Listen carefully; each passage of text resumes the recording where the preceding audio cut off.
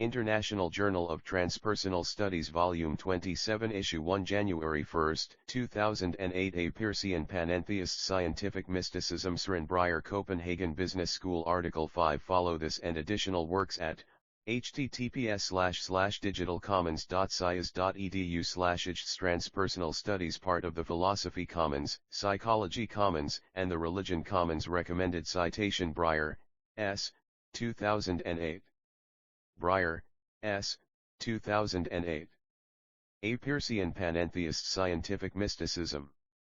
International Journal of Transpersonal Studies, 27, 1, 2045. International Journal of Transpersonal Studies, 27, 1. http://dx.doi.org/10.24972/ichts.2008.27.1.20 This work is licensed under a Creative Commons Attribution Non-Commercial No Derivative Works 4.0 license. This article is brought to you for free and open access by International Journal of Transpersonal Studies. It has been accepted for inclusion in International Journal of Transpersonal Studies by an authorized administrator. For more information, please contact the editors. A Peircean Panentheist Scientific Mysticism 1 Søren Breyer 2 Copenhagen Business School Copenhagen, Denmark Peirce's philosophy can be interpreted as an integration of mysticism and science. In Peirce's philosophy, mind is feeling on the inside and on the outside, spontaneity, chance and chaos with a tendency to take habits. Peirce's philosophy has an emptiness beyond the three worlds of reality, his categories, which is the source from where the categories spring.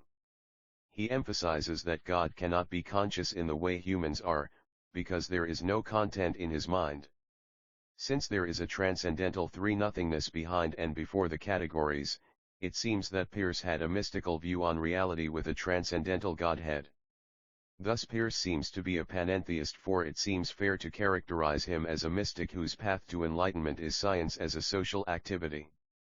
Introduction: The relation between science and Christianity in the West has been somewhat hostile ever since the trials against Giordano Bruno, 1548–1600, and Galileo Galilei, 1564–1642, in the Renaissance. But so have relations between the Church and the mystics ever since Meister Eckhart, 12601328, was excommunicated from the Church after his death in the Middle Ages. In modernity, science and religion have divided the arena of metaphysics between them. They are, however, still competing about how to explain the origin of humans and the universe, especially in the situations where fundamentalist versions of one or both of them are being promoted. But in general they seem to have established a peaceful division of territory in which mechanistic science's Big Bang theory covers nature, including the human body, and religion covers the area of the inner world or the soul. As the scientific worldview has not been able to render the idea of a metaphysics of the sacred and of personal and cultural values superfluous, institutionalized religion is still one of the major forms of organizing the existential phenomenological aspect of human life. But there are neither empirically nor philosophically good reasons to believe that either classical mechanical and positivistic science, or the present forms of organized religion, or attempts to combine their knowledge, have made us or will make us able to understand and control the fundamental processes of mind and nature. The promise of artificial intelligence, which would represent such mastery, remains unfulfilled, Ekbia 2008. Where questions of the origin of mind, life, matter, and nature meet, there seems to be a black hole in our conceptual knowledge. This chasm points to a fundamental lack in the foundation of our knowledge and/or our understanding of knowledge. It is here that one can see Peirce's, 1866–1913–1994, semiotic philosophy of religious and scientific knowing as an attempt to create a new transdisciplinary start on what I claim to be a panentheistic basis. 5 Classical positivism, and later classical empiricism and rationalism, developed into the logical positivism and finally logical empiricism with its physicalistic vision of the unity of science. These are the first real reflective philosophies of that conception of the empirical mathematical sciences that emerged during the Renaissance. Logical empiricism flowered, especially in the 1930s, and after World War II almost rose to be science's only well-established self-understanding. But after World War II, the majority of the theoretical developments within the philosophy of science became critical of this paradigm.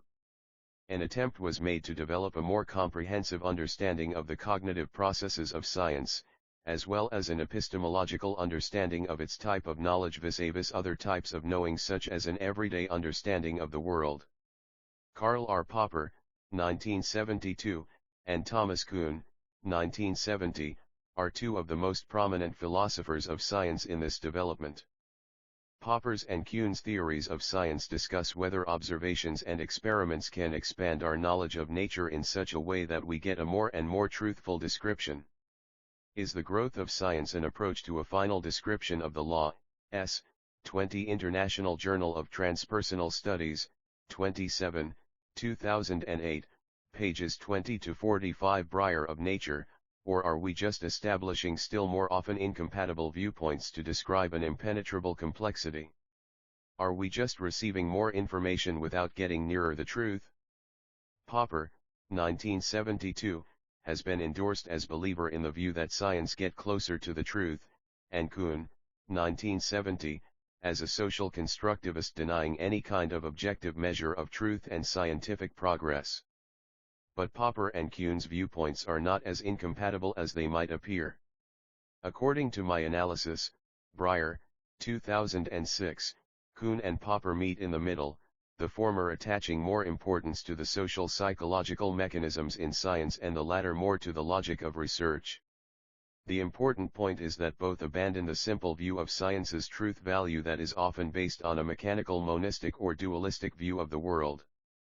Peirce, like both Kuhn and Popper, points to the fallibility and incompleteness of science and to the important influence of metaphysical ideas and values upon the development of scientific knowledge. Both Popper and Kuhn agree that we cannot measure how near a theory is to truth or if science should even be portrayed as getting nearer to some kind of big truth, but we can see that knowledge grows and evolves and becomes more comprehensive. Thus it seems that science alone is not an applicable tool to reveal the big truth about the nature, meaning, and purpose of life or the nature of the universe. Peirce wrote, thus, the universe is not a mere mechanical result of the operation of blind law. The most obvious of all its characters cannot be so explained. It is the multitudinous facts of all experience that show us this, but that which has opened our eyes to these facts is the principle of fallibilism. Those who fail to appreciate the importance of fallibilism reason, we see these laws of mechanics, we see how extremely closely they have been verified in some cases. We suppose that what we haven't examined is like what we have examined, and that these laws are absolute, and the whole universe is a boundless machine working by the blind laws of mechanics. This is a philosophy which leaves no room for a God. No, indeed. It leaves even human consciousness, which cannot well be denied to exist, as a perfectly idle and functionless flaneur in the world, with no possible influence upon anything, not even upon itself. Peirce, 1866-1913/1994, Volume 1, p. 162. Since the start of classical physics in the 16th century, our mathematical and logical description of the Peircean panentheist scientific mysticism physical, chemical, and biological universe has gradually grown to dominate our worldview. Our understanding has been invaded by this universe to an extent where it has become common sense to see our lived worlds as a part of the universe, each individual's life a small subjective world full of signification and sense-making within an objective universe. Through communication and cooperation, these small signification spheres, Breyer, 1999, are connected in social and cultural practice domains to that world of signification we call a culture. But still this world is from natural science-based disciplines such as Western medicine paradoxically seen as part of an objective and meaningless universe, well described by Monod, 1972. The paradox lies in realizing that the ability to obtain knowledge comes before science, that symbolic knowing needs a self-conscious, embodied language user, that language needs signs to represent the nature and origins of reality and a society to convey meaning. This allows one to see the limitation of purely scientific explanations of the phenomenon of knowledge. Breyer, 2008a, b, c. The process of knowing is the prerequisite for science. How then can knowledge and intelligence ever be thought to be fully explained by a science based on physicalistic or functionalistic worldviews? As there is no knowledge without mind, no mind without nature, and no meaning without meaningfully embodied signs communicated in a society, how are we to explain knowing, the process, from a materialistic, bottom-up model based on a mechanistic understanding of the Big Bang Theory, where life, intelligence, language, and knowledge are supposed to be explained through mathematical laws and logic? My suggestion is, therefore, that we have to live with both the universe and the world in a new and fruitful way, first by acknowledging that there are different worlds of description. Breyer, 2008a, b, c. Human scientific knowledge seems to be connected to an undetermined amount of non-knowledge, and it seems that the more exact and universal we want to make our knowledge, the more non-knowledge goes with it. It does leave open the possibility that reality provides an interconnection between different worlds, and that the universe is beyond a thorough scientific description but roughly describable anyway. Such a framework might help us to gain a less fundamentalist view of science and religion, and give us a better chance to judge the inner logic and consistency of different kinds of spiritual healing practices. Based on C.S. Peirce's 1866 International Journal of Transpersonal Studies 21 1913/1994, Semiotic Philosophy, I will attempt to outline a modern metaphysics of origin and cognition with the purpose of adding the existential phenomenological dimension to the modern scientific evolutionary Big Bang model of the creation of the universe by relating feeling, meaning, willing and conscious knowing to our scientific concept of reality without experienced meaning. Thus I will interpret Peirce in the light of the modern development of science and philosophy. The myth of creation and the theory of evolution in the Christian world. The biblical stories of creation are the principal myths of origin. Here the world is understood as being created by a personal God through a period of 7 days. All order in nature, laws of nature, and in the human world, morals, laws, are given once and for all. There is nothing new under the sun. There is more in the cause than in the means. Man has, as something quite exceptional, received a soul. Nature as such is without soul. These myths in their fundamentalist and dogmatic understanding do not allow any symbolic interpretation and are in conflict with modernity's material, evolutionary self-understanding. An important feature of modernity is its conception of itself as a participant in a unique cultural process of progress. The universal, historical, linear understanding of time, which appeared in the 18th century in connection with the Enlightenment, is an important contribution to mankind's view of the world and itself.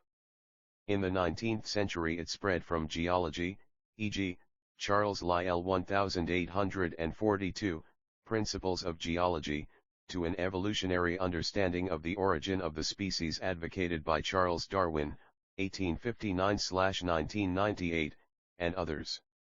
Through thermodynamics as in Prigogén's, 1980, Prigogine and Stenger's, 1984, understanding this materialistic conception of evolution can now be coupled to the 20th century's cosmological understanding of the universe as something that came into being once, approximately 15 billion years ago, with a Big Bang, when nothing became everything.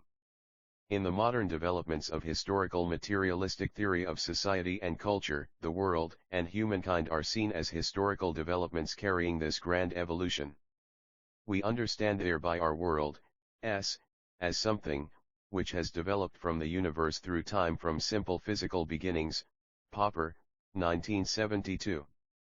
Furthermore, we understand ourselves fundamentally as material end products of an historical 22 International Journal of Transpersonal Studies development. This has very often been considered as the absolute opposite to the more phenomenological idea of creation. The question now is whether the difference between evolution and creation is of an absolute character. What is the relation between the physical and the phenomenological reality, if any? Is there no connection between the universe and our worlds? Should it not be possible to make a modern metaphysics of creation, which does not contradict physics and, at the same time, aims at explaining the organizing power of evolution and thereby the origin of mind and consciousness? For it is a peculiarity that modern evolutionary materialism actually ascribes all creative abilities in the universe either to absolute deterministic law or to absolute chance, often understood as the negation of deterministic law, and postulates that life, mind, and consciousness appear out of the organization of dead matter as new emergent qualities in self-organized systems.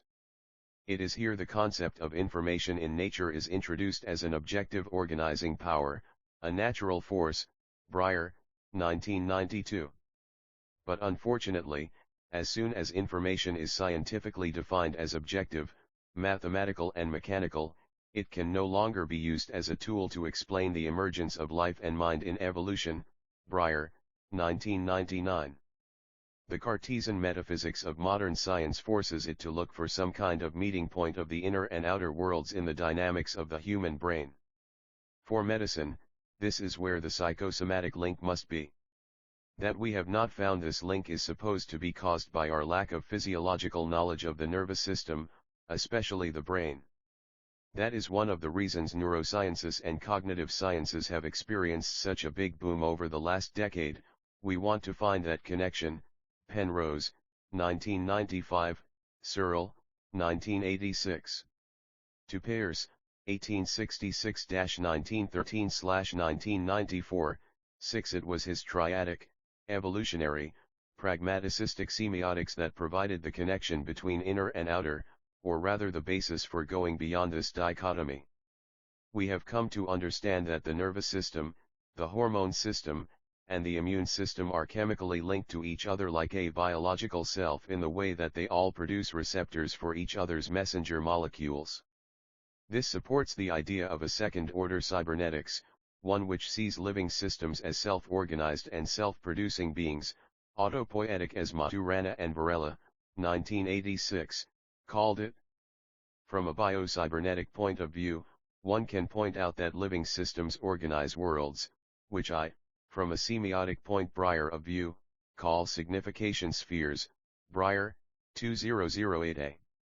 But this theory is still based on the pre-assumption of an inner world or life of the living systems in the form of an observer, Breyer, 1999, and it does not provide the explanatory connection. It is too cybernetic to develop a theory of first-person experience, emotion, will, and qualia, Breyer, 2008b. Is it possible to arrive at an understanding of man and the universe that embraces modern science without seeing phenomenological man as a gypsy on the edge of a dead, foreign, and meaningless wasteland? What Monod, 1972, so eloquently described as the consequence of mechanism also encompassing the biological description of life? Is it possible in the natural science technical age to bring man and the living into the center of a philosophical existential vision again? This is in my opinion what Peirce, 1992, does in his scientific mysticism. To name his view as scientific mysticism will seem to many to be a paradox. Mysticism is a mode of thought, or phase of intellectual or religious life, in which reliance is placed upon a spiritual illumination believed to transcend the ordinary powers of understanding. As such as it is often viewed as opposing a rational understanding of the world, and therefore the whole scientific enterprise. But Peirce shows that it is actually mysticism and rationalism that represent opposite poles of theology. Rationalism regards reason often in the form of logic or mathematics as the highest faculty of man. In a modern, positivistic, interpretation of Plato, then, it is the rational thought of the philosopher or scientist, or both working together, that is the sole arbiter in all matters of knowledge and as such overthrows all religious doctrines. This view often sees the world as a computer and believes that all knowledge can be algorithmically represented. Mysticism, on the other hand, is often understood to declare that spiritual truth cannot be apprehended by the logical faculty, nor adequately expressed in any form of natural language. Peirce manages to combine both views in a pragmaticistic semiotic evolutionary philosophy, where logic is semiotics. If it is correct, as Prigogine and Stengers, 1984, claimed that thermodynamics and quantum physics, seen together philosophically, are a more realistic and comprehensive worldview than classic mechanism. Then spontaneity, irreversibility, time, and evolution have made their entrance as basal conceptions in physics. Prigogine, 1980. Then the belief in the complete scientific description of nature also ceases. We must realize that it is probably not possible for natural science, Peircean panentheist scientific mysticism, to uncover nature's or matter's inner being, if there is one. In natural science we are obliged, on the basis of observation, experiment, and generalization, to make statistical models or laws based upon the calculus of probability and our critical judgment.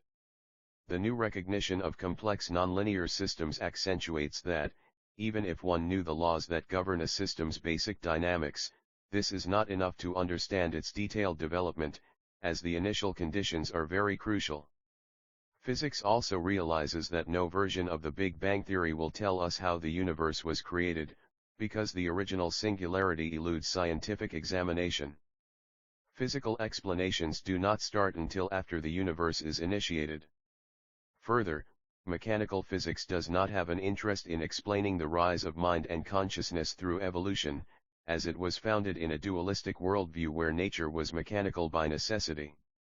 This was a foundational aspect in Kant's 1781-1990 philosophy, an approach that Peirce 1866-1913-1994 further modified. As Kultgen 1959-60 argued, it is important that both Peirce 1866-1913-1994 and Whitehead 1929 deny Kant's 1981-1990 distinction between nature and freedom. To Peirce, nature has spontaneity and pure feeling at its basis in firstness, and teleology in its agapistic habit-taking of thirdness. Thus Peirce denies the distinction between the phenomenological and the noumenal understood as the thing in itself, because this idea of the incognizable appears as a null term of theoretical and practical thought. It is not fruitful to try to think about something that one cannot think about. For Peirce, the real is wholly open to our pragmatic observation and thinking, and there is no absolute difference between the object of theoretical and practical thought. Metaphysics is seen as an observable ideal limit of empirical inquiry. Kultgen, 1959-60, p. 288. Peirce did not have the modern and postmodern fear of metaphysics, and certainly did not see it as opposed to the scientific inquiry. Therefore, he did not have the type of conflict between science and religion that is seen in the modern debate about intelligent design theory. See Fuller, 1998, 2002a, 2002b. Peirce's philosophy of creation and evolution. It is important to notice that we do not here discuss religion as a social enterprise or the dogmas of established religions. Peirce, 1976, is against dogmas in International Journal of Transpersonal Studies 23 religion, and he does not cling to any single religion. In a letter to William James he wrote, "I can't help thinking that the mother of Christianity, Buddhism, is superior to our own religion. That is what one of my selves, my intellectual self, says. But enough, I will keep my religion to myself and to one that does not scoff at it." Volume 3-2, p. 872, in the quote above. Peirce seems keen to work with that which is the foundation of all religions. His theory of the immanent seven divine as firstness 8 is close to the Buddhist idea of the void. Secondness is, in Peirce's philosophy, necessary in order for anything to take form in this world, while thirdness is needed to stabilize any kind of structure and process. This is a principal philosophical discussion of how and where a concept of God may enter or have to enter a philosophy that can produce a concept of meaning and signification. It is important to note that Peirce is inspired in his theological philosophy not only by transcendental Christianity and by Buddhism with its concept of emptiness, but also by Aristotle and Plato. 9 The divine is both immanent and transcendent in Peirce's philosophy.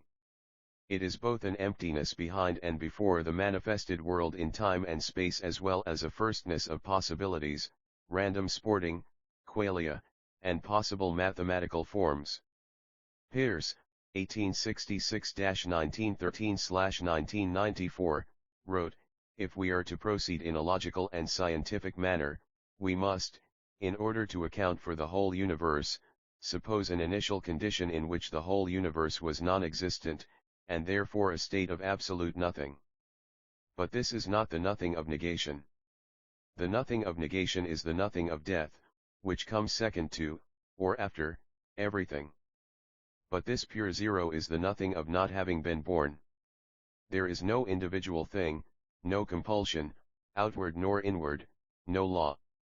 It is the germinal nothing, in which the whole universe is involved or foreshadowed. As such, it is absolutely undefined and unlimited possibility, boundless possibility. There is no compulsion and no law. It is boundless freedom. Now the question arises, what necessarily resulted from that state of things? But the only sane answer is that where freedom was boundless, nothing in particular necessarily resulted. I say that nothing necessarily resulted from the nothing of boundless freedom. That is, nothing. 24 International Journal of Transpersonal Studies according to deductive logic. But such is not the logic of freedom or possibility. The logic of freedom, or potentiality, is that it shall annul itself. For if it does not annul itself, it remains a completely idle and do-nothing potentiality, and a completely idle potentiality is annulled by its complete idleness. Volume 6, pages 215 to 219, on this basis of the divine, the concept of law in Peirce's philosophy is not the same as in Platonic-inspired deterministic mechanism, where laws are universal, precise, mathematical, and therefore deterministic in themselves, upholding their own existence in the transcendent. Peirce wrote, "I do not mean that potentiality immediately results in actuality. Immediately perhaps it does, but what immediately resulted was that unbounded potentiality became potentiality of this or that sort, that is, of some quality. Thus the zero of bare possibility, by evolutionary logic, leapt into the unit of some quality." Volume 6, p. 220, for Peirce, firstness is a vague, dynamic, random mix of possible forms of existence in pure feeling. The potentiality of a quality, in Peirce's metaphysics, is a timeless, self-subsisting possibility that serves as the metaphysical ground of the world of actual existence. He wrote, "The evolutionary process is, therefore, not a mere evolution of the existing universe, but rather a process by which the very Platonic forms themselves have become or are becoming developed." Volume 6, p. 194, these forms start as vague qualities and become developed in the irreversible evolution of the world, a concept foreign to Plato, to become more stable and precise in form. Peirce further wrote, "The evolution of forms begins, or, at any rate, has for an early stage of it, a vague potentiality, and that either is or is followed by a continuum of forms having a multitude of dimensions too great for the individual dimensions to be distinct. It must be by a contraction of the vagueness of that potentiality of everything in general, but of nothing in particular, that the world of forms comes about." Volume 6, p. 196, thus in Peirce's cosmology the qualities are vague. Peirce saw transcendentality and vagueness as going together in Breyer reality. It is not as in classical logic, where the very precise is also the very abstract and universal, which is also the way in which Plato's ideas are usually interpreted. Peirce wrote, "We must not assume that the qualities arose separate and came into relation afterward. It was just the reverse. The general indefinite potentiality became limited and heterogeneous." Volume 6, p. 199, this is when the basic categories manifest or sort themselves out. As the categories are phaneroscopic, Peirce also refers to them as universes of experience. With the emergence of the continuum of positive possibility, the universe of ideas or possibility, firstness is established. Volume 6, p. 455. The next step is then the emergence of secondness. As Peirce's categories are also evolutionary, there is, however, an element of secondness in the emergence of the continuum of forms where there was only indefinite nothingness before, and an element of thirdness in the continuity and eternal subsistence of those forms. As the evolution continues, secondness comes to the fore. Nascent relations of identity and difference emerge in and among parts of the continuum of forms, and qualities thereby come to be differentiated. The second element we have to assume is that there could be accidental reactions between those qualities. The qualities themselves are mere eternal possibilities. But these reactions we must think of as events. Not that time was. But still, they had all the here-and-nowness of events. Volume 6, p. 200, Peirce also stated that secondness is the category of brute facts, resistance, will, force, and concreteness. He therefore wrote, "The next milestone in the evolution of the cosmos is the appearance of enduring existence, the universe of brute actuality of things and facts." Volume 6, p. 455. How is this possible? Peirce, 1866-1913-1994, has the following suggestion that is very similar to the way modern physics talks about the universe emerging from a quantum vacuum field, except that Peirce's field has another nature because it is in another metaphysical framework. Like Aristotle, he is a hylozoist and a continuation thinker. Hyle 1:1 The sensitive matter is a kind of field. He wrote, "Out of the womb of indeterminacy we must say that there would have come something, by the principle Peircean Panentheist scientific mysticism of firstness, which we may call a flash. Then by the principle of habit there would have been a second flash. Though time would not yet have been, this second flash was in some sense after the first, because resulting from it. Then there would have come other successions ever more and more closely connected, the habits and the tendency to take them ever strengthening themselves, until the events would have been bound together into something like a continuous flow." Volume 1, p. 412, here Peirce is close to the quantum field view of the origin of the universe, where original quantum events, such as the constant spontaneous play of virtual particles within the Planck time and space limit, is suddenly pushed over the limit and starts a new form of regular existence. This is what Peirce described as nature taking habits, and drastic events in that habit taking are often in physics called phase shifts. Peirce next turns to the principle of habit taking, which is so essential for stability and evolution at the same time. All things have a tendency to take habits. For every conceivable real object, there is a greater probability of acting as on a former like occasion than otherwise. This tendency itself constitutes a regularity, and is continually on the increase. It is a generalizing tendency, it causes actions in the future to follow some generalizations of past actions, and this tendency itself is something capable of similar generalizations, and thus, it is self-generative. Volume 1, p. 409, Peirce is again close to how modern quantum metaphysics conceptualizes a many-world ontology, where mutual universes are possible, existing side by side unaware of each other. He wrote, "The quasi-flow which would result would, however, differ essentially from time in this respect that it would not necessarily be in a single stream. Different flashes might start different streams, between which there should be no relations of contemporaneity or succession. So one stream might branch into two, or two might coalesce. But the further result of habit would inevitably be to separate utterly those that were long separated, and to make those which presented frequent common points coalesce into perfect union. Those that were completely separated would be so many different worlds which would know nothing of one another, so that the effect would be just what we International Journal of Transpersonal Studies 25 actually observe." Volume 1, p. 412, Peirce then described how the forms of the world appear through stabilization of the early habit formation tendencies in ways similar to how modern science also describes the early universe before matter and radiation separate. Pairs of states will also begin to take habits, and thus each state having different habits with reference to the different other states will give rise to bundles of habits, which will be substances. Some of these states will chance to take habits of persistence, and will get to be less and less liable to disappear, while those that fail to take such habits will fall out of existence. Thus substances will get to be permanent. Peirce does not assume eternal transcendental ideas, like Plato, or their existence only in consciousness, like Husserl.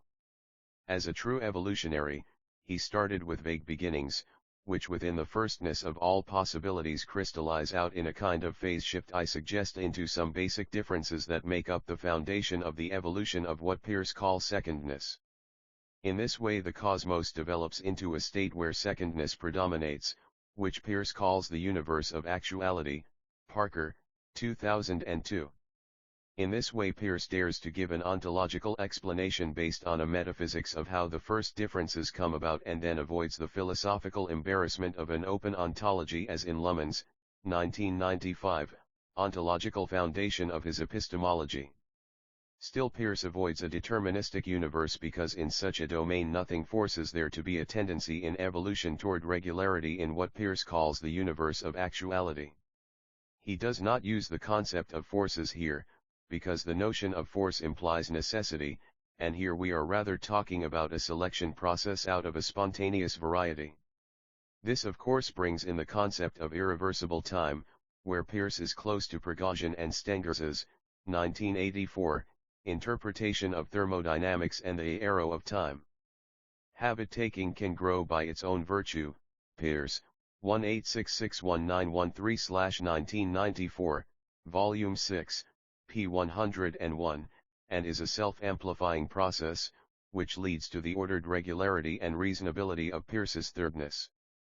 The laws in the universe represent deviations from the random and are therefore of significance. As argued earlier, it is difficult to talk about knowledge without assuming any kind of regularity in both the inside and outside reality, as also Heinz von Foerster realized, Breyer, 2005. Peirce, 186619113/1994, wrote, uniformities are precisely the kind of facts that need to be accounted for. That a pitched coin should 26 International Journal of Transpersonal Studies sometimes turn up heads and sometimes tails calls for no particular explanation, but if it shows heads every time, we wish to know how this result has been brought about. Law is par excellence the thing which wants a reason. Volume 6, p. 12. But as regularity comes to operate with increasing force in the universe, law takes hold. In the infinite future, Peirce saw a universe developing in which law would become, almost, perfect. But he also saw that the only possible way of accounting for the existence of laws of nature and uniformity in general was to suppose them results of evolution. Then his concept of law becomes qualitatively different from the mechanistic one. He does not suppose the laws to be absolute or to be obeyed precisely. There will always remain an element of indeterminacy, spontaneity, or absolute chance in nature. This view also pertains to his concept of time. In the following quote he sums it up his view on law, physicality, mind, and time. He wrote, I believe the law of habit to be purely psychical. But then I suppose matter is merely mind deadened by the development of habit. While every physical process can be reversed without violation of the law of mechanics, the law of habit forbids such reversal. Accordingly, time may have been evolved by the action of habit. At first sight, it seems absurd or mysterious to speak of time being evolved, for evolution presupposes time. But after all, this is no serious objection, and nothing can be simpler. Time consists in a regularity in the relations of interacting feelings. The first chaos consisted in an infinite multitude of unrelated feelings. As there was no continuity about them, it was, as it were, a powder of feelings. It was worse than that, for of particles of powder some are nearer together, others farther apart, while these feelings had no relations, for relations are general. Now you must not ask me what happened first. This would be as absurd as to ask what is the smallest finite number. But springing away from the infinitely distant past to a very, very distant past, we find already evolution had been going on for an infinitely long time. But this time is only our way of saying that something had been going on. There was no real time so far as there was no regularity, but there is no more falsity in using the language of time than in saying that a quantity is zero. In this chaos of feelings, bits of similitude had appeared, been swallowed up again. Briar had reappeared by chance. A slight tendency to generalization had here and there lighted up and been quenched. Had reappeared, had strengthened itself. Like had begun to produce like. Then even pairs of unlike feelings had begun to have similars, and then these had begun to generalize. And thus relations of contiguity, that is connections other than similarities, had sprung up. All this went on in ways I cannot now detail till the feelings were so bound together that a passable approximation to a real time was established. It is not to be supposed that the ideally perfect time has even yet been realized. There are no doubt occasional lacunae and derailments. Peirce, 1866-1913/1994, Volume 8, p. 318, thus we have a profound evolutionary and process view, with only three basic categories, which determines the types of possible interactions, the triadicity of semiosis being the third mediating type that is the primary drive of evolution. This is also the universe in which the, almost, completely reasonable state of things that Peirce in his Aesthetics saw as an ideal would be made possible. The, almost, caveat is there because this universe is unrealizable in principle, as it would destroy any sort of the spontaneity and feeling that emanates from firstness balancing necessity. But it is the regulative ideal toward which self-controlled thought and action move, and which is Peirce's personal, social, and philosophical aim, the summum bonum in Peirce's Philosophy 12, C. Parker, 2002, that is the inspiration of many of the above formulations. Thus Peirce's, 1866-1913/1994, pragmaticist concept of truth is different from analytical philosophy combined with that dualistic combination of mechanism and Platonism that Descartes founded. Peirce wrote, truth is the concordance of an abstract statement with the ideal limit towards which endless investigation would tend to bring scientific belief, which concordance the abstract statement may possess by virtue of the confession of its inaccuracy and one-sidedness, and this confession is an essential ingredient of truth.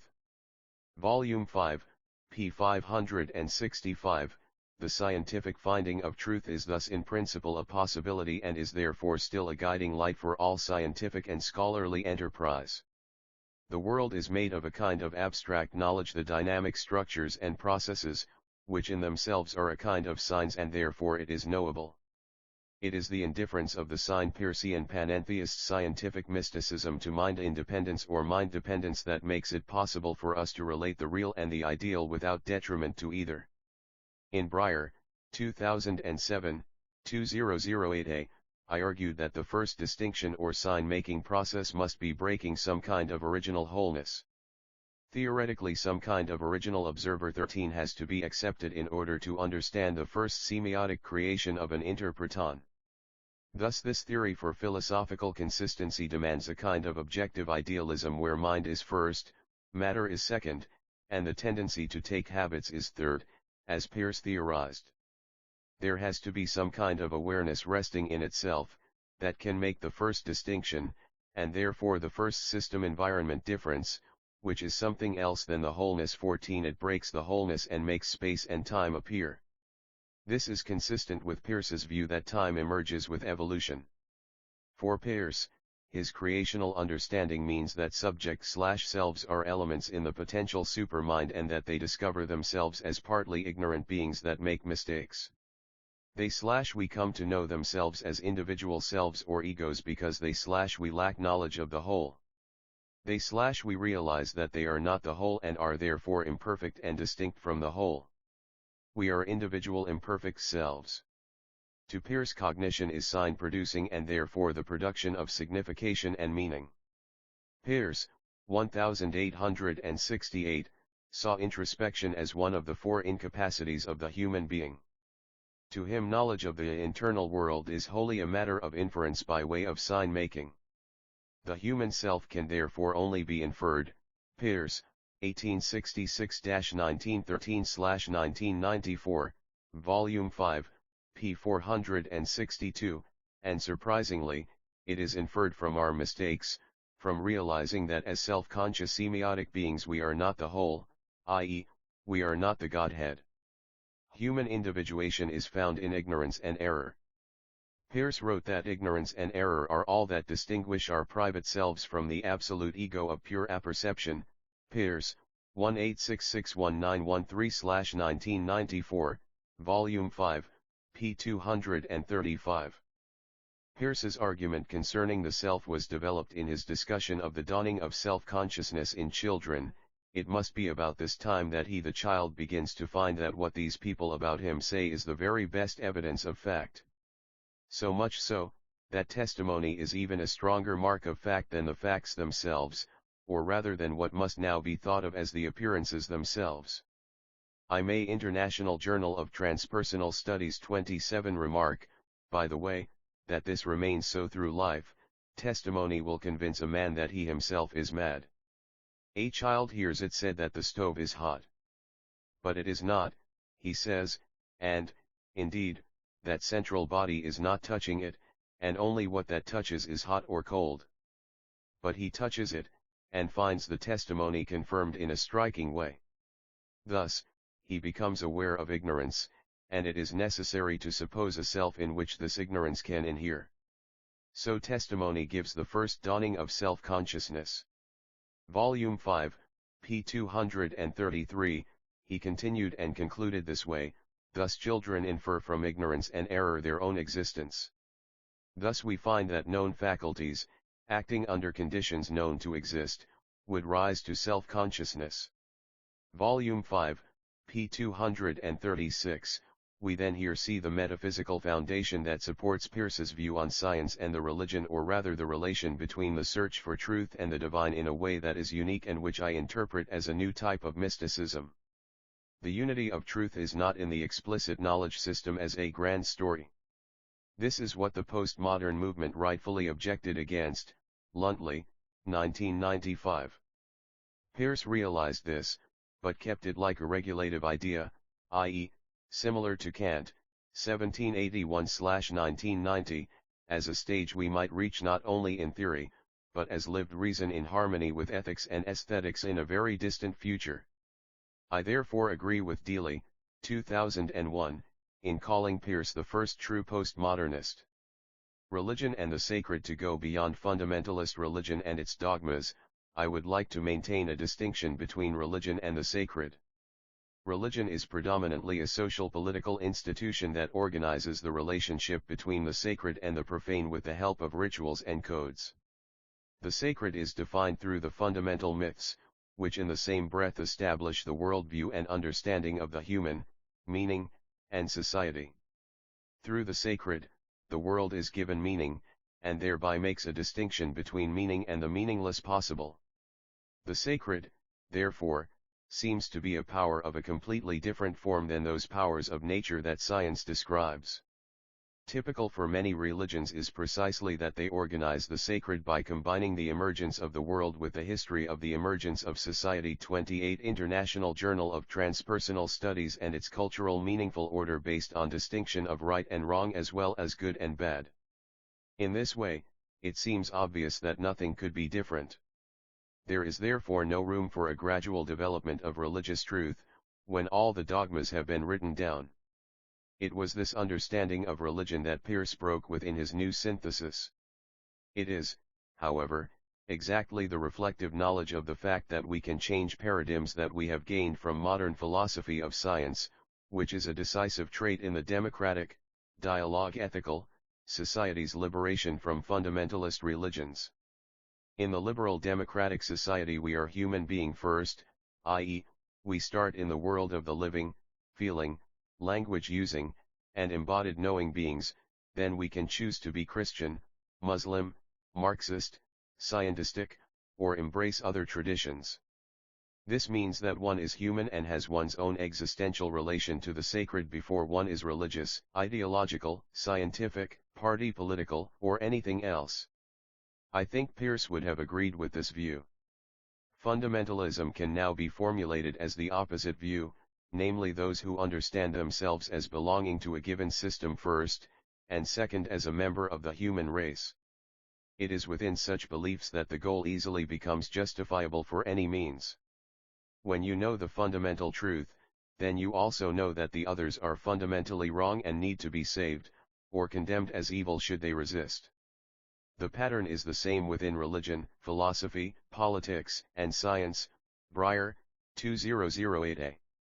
It is important to stand by the fundamental status of the estimation/abduction principle for all knowledge, both regarding religion and the sciences. None of them should be assigned the patent of truth. Peirce, 1866-1913/1994, wrote on universality, "I object to absolute universality, absolute exactitude, absolute necessity, being attributed to any proposition that does not deal with the alpha and the omega, in the which I do not include any object of ordinary knowledge." Volume 6, p. 607. This is exactly where Peirce started in his A Neglected Argument for the Reality of God, p. 452, where he further developed the philosophical foundation for his concept of abduction. There is in his semiotic philosophy neither skepticism about human ability to acquire knowledge about the world, nor about the existence of a partly independent material reality, living reality, Breyer, or about the reality of mind as well as of the sacred. Combined with his profound evolutionary thinking, this is a highly original point of view that may finally have found its time. But before we analyze Peirce's viewpoint, we must briefly discuss the concept of mysticism. In the Christian tradition, this worldview has often been seen as an opposition to the Church's dogmas, and in science as an opposition to belief in scientific method as the only way of obtaining reliable and clear rational knowledge. Mysticism, the word mystery, mysterion, comes from the Greek verb muo, to shut or close the lips or eyes. Today the concept mysticism points to a belief in the possibility of the mind to make a break through the world of time and space into a phenomenological beingness of eternal timelessness, all-presence, and spacelessness. About this idea of a general mystical level, often called the Perennial Philosophy, Happold, 1973, wrote, "In the deepest religious experience, whether it be Christian, Buddhist, Hindu, or Mohammedan, when all ideas, thoughts, sensations, and volitions which make up the self are exhausted, there is found to remain only a void, the one of Plotinus, the Godhead of Eckhart and Ruysbroeck, the Brahman of Hinduism. The void is not only emptiness. In mystical experience it is found to be a plenum void. The emptiness and the fullness are one." P. 80. Mysticism includes the theory of a unity between consciousness, body, and universe that is beyond language. Happold, 1973, Maharishi, 1979, Stace, 1960. A unity where distance is gone, i.e., beyond space, and presence is total, i.e., beyond time, and where words and objects unite, the triadicity of semiosis collapses into unity. To Peirce, 1866-1913/1994, firstness is an element of experience unrelated to other experiences. Everything starts as mixed together as a vagueness overwhelmingly present in the now that cannot be grasped in signs and language. He wrote, "The idea of the absolutely first must be entirely separated from all conception of or reference to anything else, for what involves a second is itself a second to that second. The first must therefore be present and immediate, so as not to be second to a representation. It must be fresh and new, for if old Peircean Panentheist scientific mysticism, it is second to its former state. It must be initiative, original, spontaneous, and free, otherwise it is second to a determining cause. It is also something vivid and conscious, so only it avoids being the object of some sensation. It precedes all synthesis and all differentiation, it has no unity and no parts. It cannot be articulately thought, asserted, and it has already lost its characteristic innocence, for assertion always implies a denial of something else." Volume 1, p. 357. All these qualities of absolute firstness fits with the description of the mystical union or pure consciousness. As Peirce wrote, then it is not an experience or a cognition, because that would demand a full semiosis and therefore the presence of secondness and thirdness. The Peircean firstness of monadic vagueness becomes the secondness of a dyadic separation through interaction. Consciousness, the body, and reality have a sort of common foundation in something beyond what we can experience by the semiosis of cognition. It is interesting that rational and empirical analysis of space and time in physics actually leads theories into this paradoxical domain as they point beyond the Planck scale where measuring of time and space become impossible. The Planck scale limit of meaningful measurement is a part of the foundation for quantum theory. In his Confessions, St. Augustine, 1961, made a famous analysis of time where he already made it clear that the universe is not created in time but with time, and Aristotle draws our attention to the fact that the universe, which is the place for everything, has no place for itself, i.e., one cannot ask meaningfully what there was before the universe's creation, still less, where it was or what was outside, as time and space only exist as a possibility in a universe.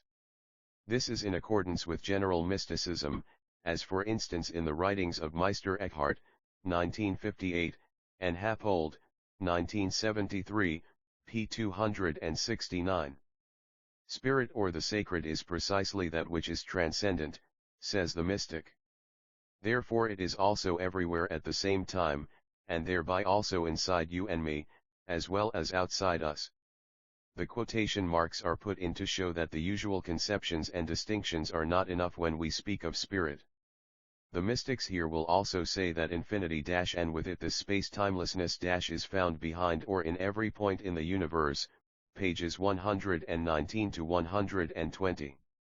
The spirit is also immanent in the world, as International Journal of Transpersonal Studies 29, Love and Creative Power in Matter. The mystics see it shine through the material appearances. Every self-conscious person therefore has in principle direct access to the spirit, since consciousness is also one of its manifestations. When consciousness is without content, it is pure consciousness, that is to say, consciousness that is only conscious of itself. Maharishi 15, 1968, 1979. The human nervous system's most fundamental achievement is precisely this capacity to reflect reality's non-manifest aspect, which is the connection between the inner and the outer world. Peirce, 1866-1913/1994, is a bit skeptical about this capacity. He wrote, "The immediate present, could we seize it, would have no character but its firstness. Not that I mean to say that immediate consciousness, a pure fiction, by the way, would be firstness, but that the quality of what we are immediately conscious of, which is no fiction, is firstness." Volume 1, p. 343, this mystical understanding of the ability of human consciousness to be in a sort of absolute firstness as foundational to human consciousness is central to mysticism and so persistent over different cultures, historical periods, inside and outside different religions that the philosopher Leibniz, 1992, called this view the perennial philosophy, a name Aldous Huxley, 1945-1979, renewed in 1945 with a book on the subject. The perennial philosophy is the idea that a common, eternal philosophy exists that underlies all religious movements, in particular the mystical streams within them. The induction on many observations is that humans in many different cultures and all historical eras have recorded similar perceptions and experiences about the nature of reality, the self, and the world, including the meaning and purpose of existence and human life. Scholars supporting this view argue that these similarities point to underlying universal principles. They further conclude that these are the principles that form the common ground of most religions. Opposing those who claim that experiences among them, the religious ones, are totally determined by the culture's metaphysical views in the given period of history, the perennial philosophy claims that the differences in the way these fundamental perceptions are described arise from differences in human cultures. Thus, in opposition to those scholars that claim that there is no unity behind the differences, the perennial philosophy claims that there is a fundamental unity and the differences can be explained in light of cultural 30 International Journal of Transpersonal Studies Conditioning. In a philosophical analysis, Stace, 1960, and Happold, 1973, concluded that this is a well-founded theory and, In his History of Philosophy, the Norwegian ecological philosopher Arne Nies, 1969, p. 69, pointed to convincing similarities between Master Eckhart and Shankara's paradigms of consciousness, even though one of them is a German Christian and the other an Indian Hindu, and several centuries divide them. Happold, 1973, wrote, "The essence of that perennial mystical philosophy which is found in all the higher theistic religions, that the Godhead is absolute stillness and rest, free of all activity and inaccessible to human thought, yet alive through and through, a tremendous energy, pouring itself out into the created world and drawing that world back into itself. That there is a complete unity in everything, all is in God and God is in all. That man's real self is divine. The Godhead is not only eternal rest, unconditioned dark, the nameless being, but also the super-essence of all created things. Man is, thus, not a creature set over against God, he is united with this triune life, and, this union is within us by our naked nature, and were this nature to be separated from God it would fall into pure nothingness." p. 66, conscious development is thus to regain consciousness, the full awareness of, reality's immanent as well as transcendent aspects without violating the diversity in the relative manifestation.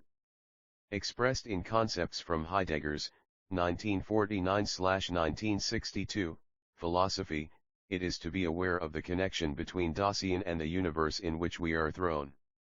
It is to be conscious of the roots of our thrownness. Only from this position can we get rid of the blindness in our perception of reality. Point 16. I think Heidegger's concept of blindness is pointing out what in the Vedic tradition is called Maya. It is that, which the unenlightened considers ultimate reality, but is still only a veil, a construction projected by our own inability to see things as they are in full. Point 17. In science, it is the physical reality that is the last veil. Grand narratives are also veils. The relative, Maya, is not unreal in the sense that it does not exist, but rather in the sense that there is a more stable background behind it of pure Briar consciousness, in which the root of all knowledge is to be found. Happold, 1973, wrote that this is found, when religious feeling surpasses its rational content, that is, when the hidden, non-rational, unconscious elements predominate and determine the emotional life and the intellectual attitude. In the true mystic there is an extension of normal consciousness, a release of latent powers and a widening of vision, so that aspects of truth unplumbed by the rational intellect are revealed to him. p. 19, knowledge, gnosis, has here a deep phenomenological foundation that transgresses but does not reject our normal understanding of the scientific and the rational. Mystical knowledge is subjective, without being personally individualistic, in that it bases itself on subjectivity's general aspect. To reach this is to attain what our culture once called wisdom. This type of knowledge may well be the central or fundamental aspect of human knowledge. It is embodiment of the deepest knowledge of ourselves and nature, connecting inner and outer being. It is from his musing that Peirce created his concept of science as a social and ethical commitment to create a logically consistent foundation of knowledge for the development of human culture. He saw science as another form of religious commitment in the never-ending search for truth. I think the second part of the following quote by Happold, 1973, describes very well Peirce's understanding and the basis of his method of musing. One view of the world is that it is an intelligible presentation which is spread out before us for our detached and dispassionate examination. Its nature can be grasped by thought, analysis and classification alone. This view has been held by most philosophers and scientists. Another view is that the world is not like that at all, that it is a mystery, the secret of which can only be partially grasped by thought, analysis, and classification. To penetrate its deepest secrets one must not stand aside from it but try, as it were, to feel it. One must be content, intently and humbly, to contemplate it, to gauge at it as one might gauge at a picture, not in order to analyze the technique of its brushwork or color arrangement, but to penetrate its meaning and significance. This intent, loving gazing in order to know and understand is what is meant when we say that contemplation is a tool of knowledge. p. 70, Peircean panentheist scientific mysticism. One can say that Peirce combined both visions by considering none of them to be absolutely true alone, but both may well be true together. A lot of the universe is within the reach of human understanding through science, but it seems that only a very little part is laid out in the open as simple computational laws. Still, Peirce believed that in principle we should be able to get to know everything if we worked on it in a dedicated scientific way. But in reality he was aware that there was probably not time and money enough to ever reach that stage in semiotically based knowledge.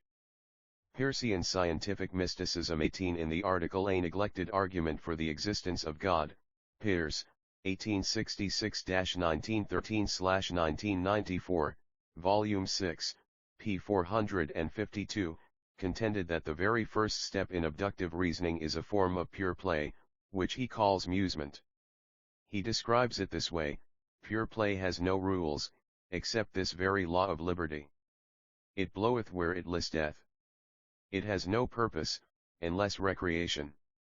The particular occupation, I mean a petit bouchi with the universes, may take either the form of aesthetic contemplation, or that of distant castle building, whether in Spain or within one's own moral training, or that of considering some wonder in one of the universes, or some connection between two of the three, with speculation concerning its cause. It is this last kind, I will call it musement on the whole, that I particularly recommend, because it will in time flower into the N.A.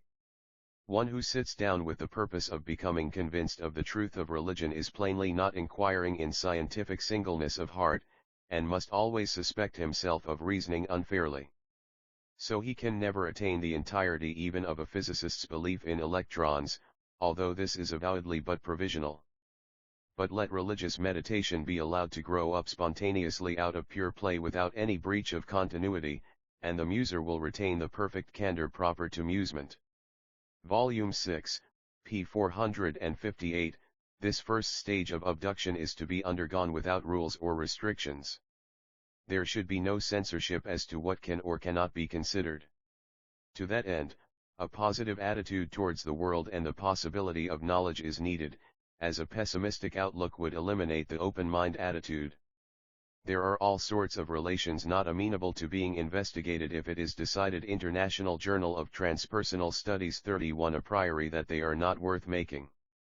Peircean, 1999, ended her analysis of the neglected argument for God in the following way: from this criterion, perhaps we could say that we could redefine Peirce's use of the word God into any hypothesis formed by means of optimistically undergone abductive reasoning that leads one into consciously choosing ethical conduct that results in the living of a good life, whether or not the concepts we know as God or an afterlife enter into the matter at all.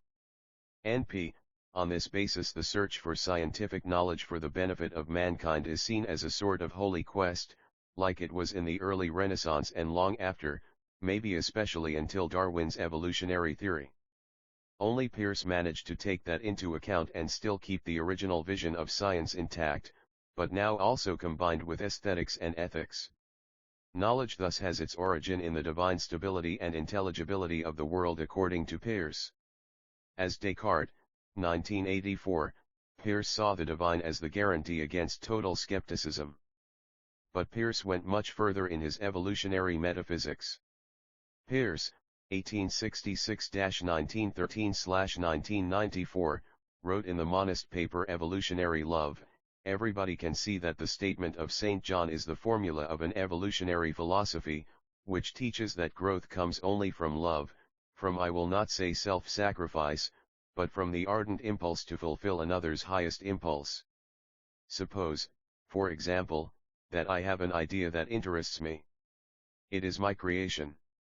It is my creature, it is a little person. I love it, and I will sink myself in perfecting it. It is not by dealing out cold justice to the circle of my ideas that I can make them grow, but by cherishing and tending them as I would the flowers in my garden." The philosophy we draw from John's Gospel is that this is the way mind develops, and as for the cosmos, only so far as it yet is mind, and so has life, is it capable of further evolution. Love, recognizing germs of loveliness in the hateful, gradually warms it into life, and makes it lovely. That is the sort of evolution which every careful student of my essay The Law of Mind must see that Scientism calls for. Volume 6, p. 289, in Peirce's Philosophy, the production of meaning is brought into what mechanism sees as dead nature by the concepts of firstness and Scientism, combined with hylozoism and the development of the universe through the three different kinds of evolution. 1. Evolution by fortuitous 32 International Journal of Transpersonal Studies Variation, Tikasm. 2. Evolution by mechanical necessity, Anankism, and 3. Evolution by creative love, Agapism. But it was with Peirce, 1866-1913/1994, as it was with St. John that, of those three, love is the greatest and the most profound.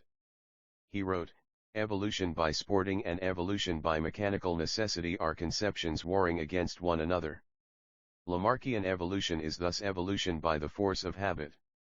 Thus, habit plays a double part, it serves to establish the new features, and also to bring them into harmony with the general morphology and function of the animals and plants to which they belong.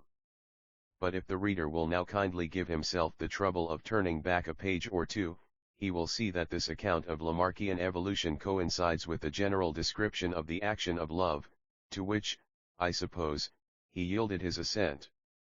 Volume 6, p. 301, further we must keep in mind that matter is effete mind. Thus the law of mind also breaks up habits of matter. Peirce wrote, remembering that all matter is really mind, remembering, too, the continuity of mind, let us ask what aspect Lamarckian evolution takes on within the domain of consciousness. The deeper workings of the spirit take place in their own slow way, without our connivance. Besides this inward process, there is the operation of the environment, which goes to break up habits destined to be broken up and so to render the mind lively. Everybody knows that the long continuance of a routine of habit makes us lethargic, while a succession of surprises wonderfully brightens the ideas. A portion of mind, abundantly commissured to other portions, works almost mechanically. It sinks to a condition of a railway junction. But a portion of mind almost isolated, a spiritual peninsula, or cul-de-sac, is like a railway terminus. Now mental commissures are habits. Where they abound, originality is not needed and is not found, but where they are in defect spontaneity is set free. Thus, the first step in the Lamarckian evolution of mind is the putting of sundry thoughts into situations in which they are free to play. Volume 6, p. 301, this, of course, relates to his epistemology of abduction founded in pure play. It is the Lamarckian development of mind that makes science as a collective inquiry possible at all. Thus in Peirce's philosophy, the categories work according to the law of mind and there is an inner Breyer aspect of firstness, pure feeling, in matter. But one has to be aware of Peirce's, 1866-1913/1994, special conception of mind and consciousness. He wrote, far less has any notion of mind been established and generally acknowledged which can compare for an instant in distinctness to the dynamical conception of matter. Almost all the psychologists still tell us that mind is consciousness. But, unconscious mind exists. What is meant by consciousness is really in itself nothing but feeling. There may be, and probably is, something of the general nature of feeling almost everywhere, yet feeling in any ascertainable degree is a mere property of protoplasm, perhaps only of nerve matter. Now it so happens that biological organisms and especially a nervous system are favorably conditioned for exhibiting the phenomena of mind also, and therefore it is not surprising that mind and feeling should be confounded, that feeling is nothing but the inward aspect of things, while mind on the contrary is essentially an external phenomenon. Volume 7, p. 364, thus, the essence of consciousness is feeling and an important aspect of firstness is pure feeling. The possibility of being aware on other levels may be reinterpreted as a mystical theory in a Peircean framework, as is the possibility of being aware of the basic firstness uniting all manifest things. The universe is permeated with firstness, but that is not the same thing as human self-conscious awareness, though a consistent theory of evolution has to point to it as the origin of human consciousness. Peirce, 186619113/1994, wrote, "What the psychologists study is mind, not consciousness exclusively. Consciousness is a very simple thing. Not self-consciousness. Consciousness is nothing but feeling, in general, not feeling in the German sense, but more generally, the immediate element of experience generalized to its utmost. Mind, on the contrary, is a very difficult thing to analyze. I am not speaking of soul, the metaphysical substratum of mind, if it has any, but of mind phenomenally understood. To get such a conception of mind, or mental phenomena, as the science of dynamics affords of matter, or material events, is a business which can only be accomplished by resolute scientific investigation." Volume 7, p. 365, Peirce was not speaking of human self-consciousness but of the essence of consciousness as a phenomenon that Peircean panentheist scientific mysticism develops in nature to emerge in new and more structured forms in living beings, nervous systems, and language-based culture. Being a sort of semiotically objective idealist, Peirce argued for a scientific study of mind seen as a foundational aspect of reality. This is, in my view, Breyer, 2008a, not possible for the mechanistic science that starts off with fixed and dead laws that cannot develop and cannot encompass emotions and free will as causal powers. I am also convinced that cybernetic informational computational artificial intelligence approaches will also be insufficient, Breyer, 2008a, as well as biosemiotic ideas of semiosis without interpretation, which has it most well argued form in Marcello Barbieri's work, Barbieri, 2008.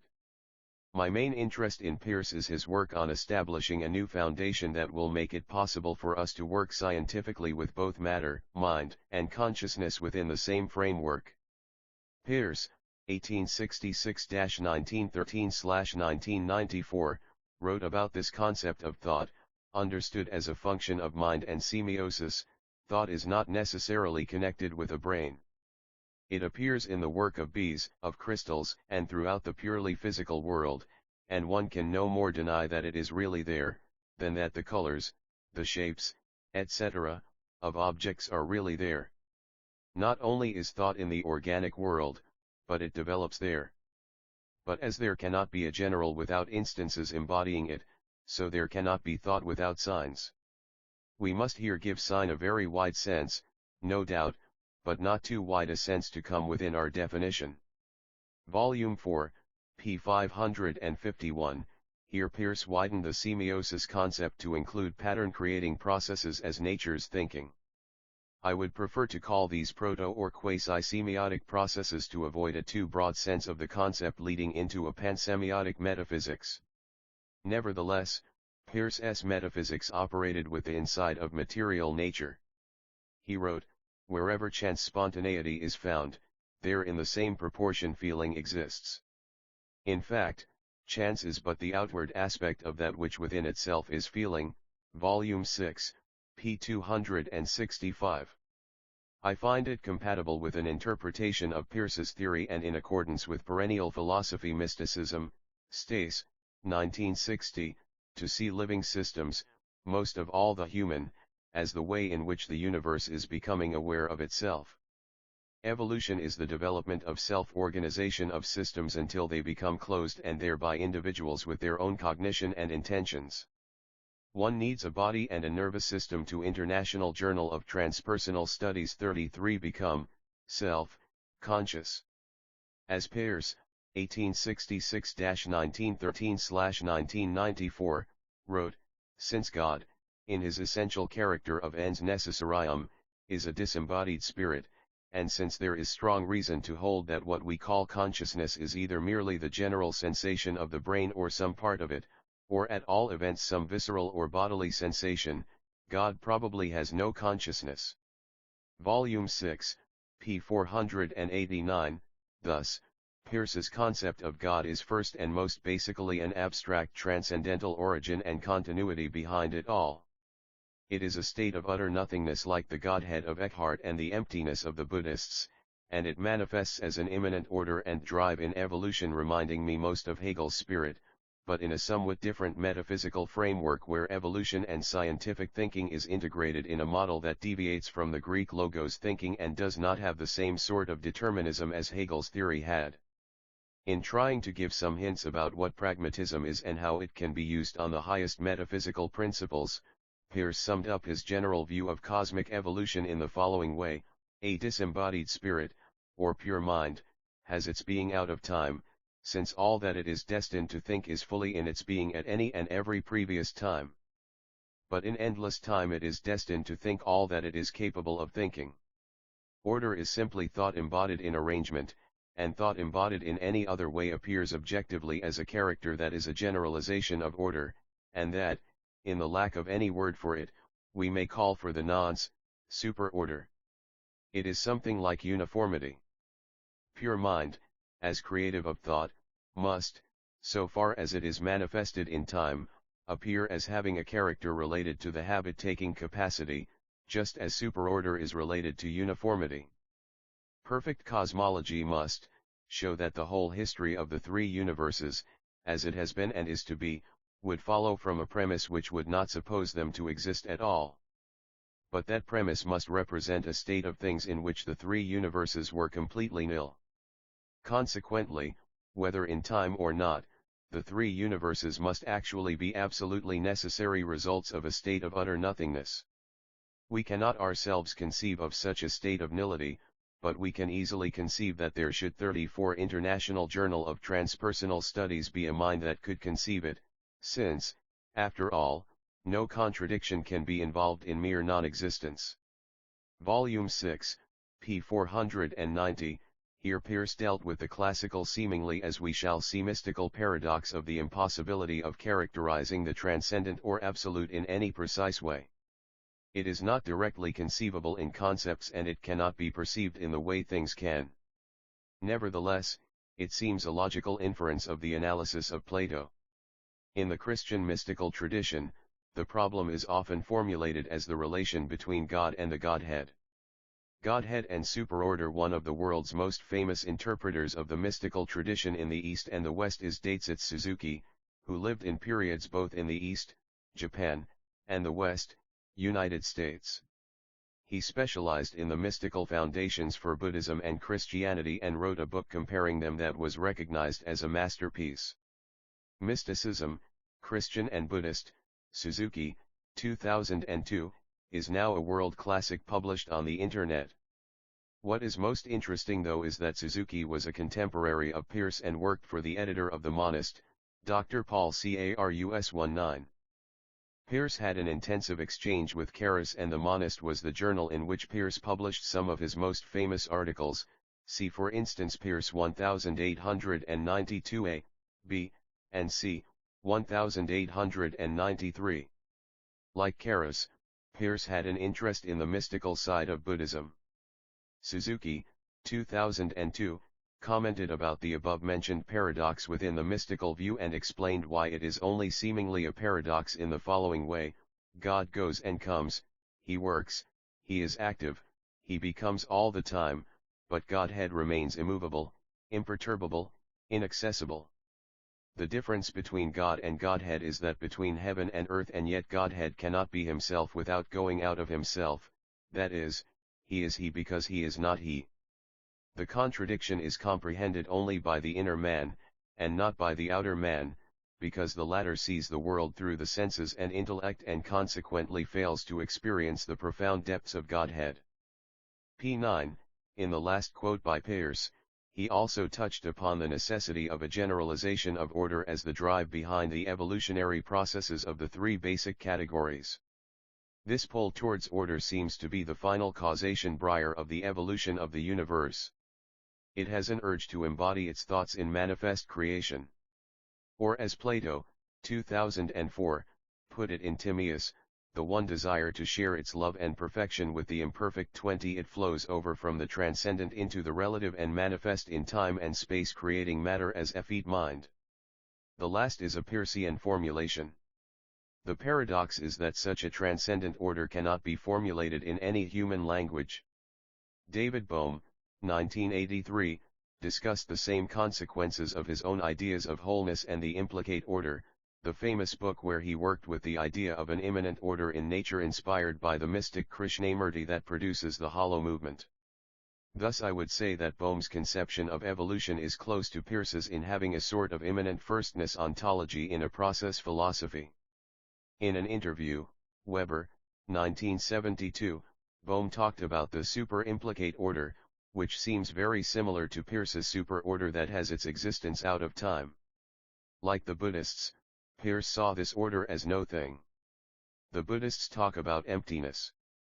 Peirce wrote that the three universes, firstness, qualia and potentialities, secondness, resistance, will, and brute force, and thirdness, mediation, understanding, and habit-taking, must evolve from a transcendental basis in an evolutionary metaphysics. Such metaphysics is also behind Shankara's Advaita Vedanta that represents one of the purest mysticisms based on the Vedas, and Master Eckhart's Christian mysticism, Nice, 1971. Suzuki quoted Eckhart in this matter, Suzuki, 2002, pages 12-13, but here is the original quote from Eckhart, 1929-1941. When I existed in the core, the soul, the river, the source of the Godhead, no one asked me where I was going or what I was doing. There was no one to ask me, but the moment I emerged, the world of creatures began to shout, God. If someone were to ask me, Brother Eckhart, when did you leave home, that would indicate that I must have been at home sometime. I was there just now. Thus creatures speak God, but why do they not mention the Godhead? Because there is only unity in the Godhead and there is nothing to talk about. God acts. The Godhead does not. It has nothing to do and, there is nothing going on in it. It is never on the lookout for something to do. The difference between God and the Godhead is the difference between action and non-action. When I return to God, I shall be without form, Peircean Panentheist scientific mysticism, and thus my re-entry will be far more exalted than my setting out. I alone lift creatures out of their separate principle into my own, so that in me they are one. When I return to the core, the soil, the river, the source which is the Godhead, no one will ask me whence I came or where I have been. No one will have missed me, for even God passes away. Pages 225-226, Suzuki, 2002, commented on this. It is in perfect accord with the Buddhist doctrine of Sunyata and advances the notion of Godhead as pure nothingness, Einblossnit, pages 12-13. The formulation out of this paradox is essential in much mysticism and in panentheism. There is a transcendental reality beyond time and space that cannot be spoken of, but, still, it is somehow the source of everything. Why is it necessary? Peirce, 1866-1913-1994, explained, for all being involves some kind of super-order. For example, to suppose a thing to have any particular character is to suppose a conditional proposition to be true of it, which proposition would express some kind of super-order, as any formulation of a general fact does. To suppose it to have elasticity of volume is to suppose that if it were subjected to pressure its volume would diminish until at a certain point the full pressure was attained within and without its periphery. This is a super-order, a law expressible by a differential equation. Any such super-order would be a super-habit. Any general state of things whatsoever would be a super-order and a super-habit. Volume 6, p. 490, thus logically the idea of things having universal properties demands a logos as universal foundation. The big question is then, how does evolution start from there? Plato wrote in Timaeus that the one overflows by love to create something that can contain at least some love in an imperfect way, as it is not jealous. In the Vedas, it is desire that makes Brahman create the world through his Shakti, female force of creation, Scharfstein, 1978. Brahman is in itself the unmovable foundation, like Aristotle's unmoved mover. In Christianity, it is the Holy Ghost that acts in creation on behalf of the unmovable Father. Peirce's solution is close to these. but it is formulated within his own metaphysics and, therefore, much closer to a view and a wording acceptable from a scientific viewpoint of, for instance, quantum field theory and its idea of the world developing from International Journal of Transpersonal Studies 35, a vacuum field that is never quite at ease. Its nature is a spontaneous quantum fluctuation within the limits of the Planck scale, see, for instance, Bohm, 1983. Peirce, 1866-1913-1994, wrote the following about his cosmology in 1891, I may mention that my chief avocation in the last 10 years has been to develop my cosmology. This theory is that the evolution of the world is hyperbolic, that is, proceeds from one state of things in the infinite past, to a different state of things in the infinite future. The state of things in the infinite past is chaos, tohu bohu 21, the nothingness of which consists in the total absence of regularity. The state of things in the infinite future is death, the nothingness of which consists in the complete triumph of law and absence of all spontaneity. Between these, we have on our side a state of things in which there is some absolute spontaneity counter to all law, and some degree of conformity to law, which is constantly on the increase owing to the growth of habit. The tendency to form habits or tendency to generalize, is something which grows by its own action, by the habit of taking habits itself growing. Its first germs arose from pure chance. There were slight tendencies to obey rules that had been followed, and these tendencies were rules which were more and more obeyed by their own action. There were also slight tendencies to do otherwise than previously, and these destroyed themselves. To be sure, they would sometimes be strengthened by the opposite tendency, but the stronger they became the more they would tend to destroy themselves. As to the part of time on the further side of eternity which leads back from the infinite future to the infinite past, it evidently proceeds by contraries. Volume 8, p. 317, thus Peirce believes in creation ex nihilo, out of nothing, but as an evolution going from tohu bohu to some kind of perfect order, as soon as the first tendency to take habit manifests itself in and with space and time. This is very close to David Bohm's view of the super-implicate order, Bohm and Weber, 1983, that is his attempt to unite the mysticism of Krishnamurti with the modern quantum theoretical understanding of reality. Clearly, we move over from firstness into secondness and thirdness as soon as the tendency to take habits has some differences to work on that will not self-destruct.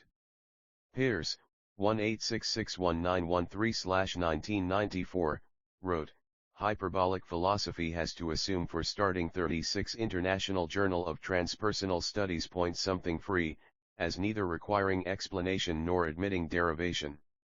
The free is living, the immediately living is feeling.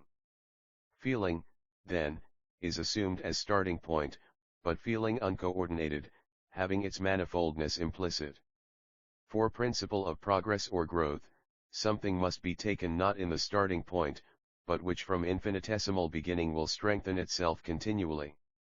This can only be a principle of growth of principles, a tendency to generalization. Assume, then, that feeling tends to be associated with and assimilated to feeling, action under general formula or habit tending to replace the living freedom and inward intensity of feeling. This tendency to take habits will itself increase by habit. Habit tends to coordinate feelings, which are thus brought into the order of time, into the order of space. Volume 6, p. 585, for David Bohm this will be when we go from the super-implicate order to the implicate order, or put in another way from the transcendent to the immanent.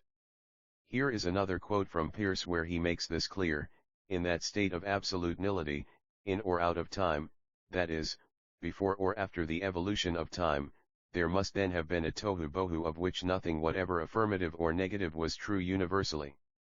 There must have been, therefore, a little of everything conceivable. There must have been here and there a little undifferentiated tendency to take super habits. But such a state must tend to increase itself. For a tendency to act in any way, combined with a tendency to take habits, must increase the tendency to act in that way. Volume 6, p. 490. I think that Peirce's semiotics fits both Suzuki's mysticism and Eckhart's, since Suzuki, 2002, pointed out that God is not creating the world in time, mathematically enumerable, his creativity is not historical, not accidental, not at all measurable. It goes on continuously without cessation, with no beginning, with no end. It is not an event of yesterday or today or tomorrow, it comes out of timelessness, of nothingness, of absolute void. God's work is always done in an absolute present, in a timeless now which is time and place in itself. God's work is sheer love, utterly free from all forms of chronology and teleology. The idea of Breyer God creating the world out of nothing, in an absolute present, and therefore altogether beyond the control of a serial time conception will not sound strange to Buddhist ears. Pages 3 to 4, thus the Big Bang Theory does not tell us how the world was created. It is an attempt to tell us about the physical development of time, space, and energy. Transcendence breeds immanence, and immanence makes the distinction back to transcendence before time and outside space in an ever-ongoing process of being and becoming. To return to this article's argument, then, it is possible to understand Peirce's, 1866-1913/1994, Volume 6, p. 452, neglected argument for the reality of God through the musing of pure play in the light of his benign form of panentheistic mysticism. Point 22. To make valuable abductions, the scientist must in a positive way open his mind to the basic creative dynamics of both mind and matter.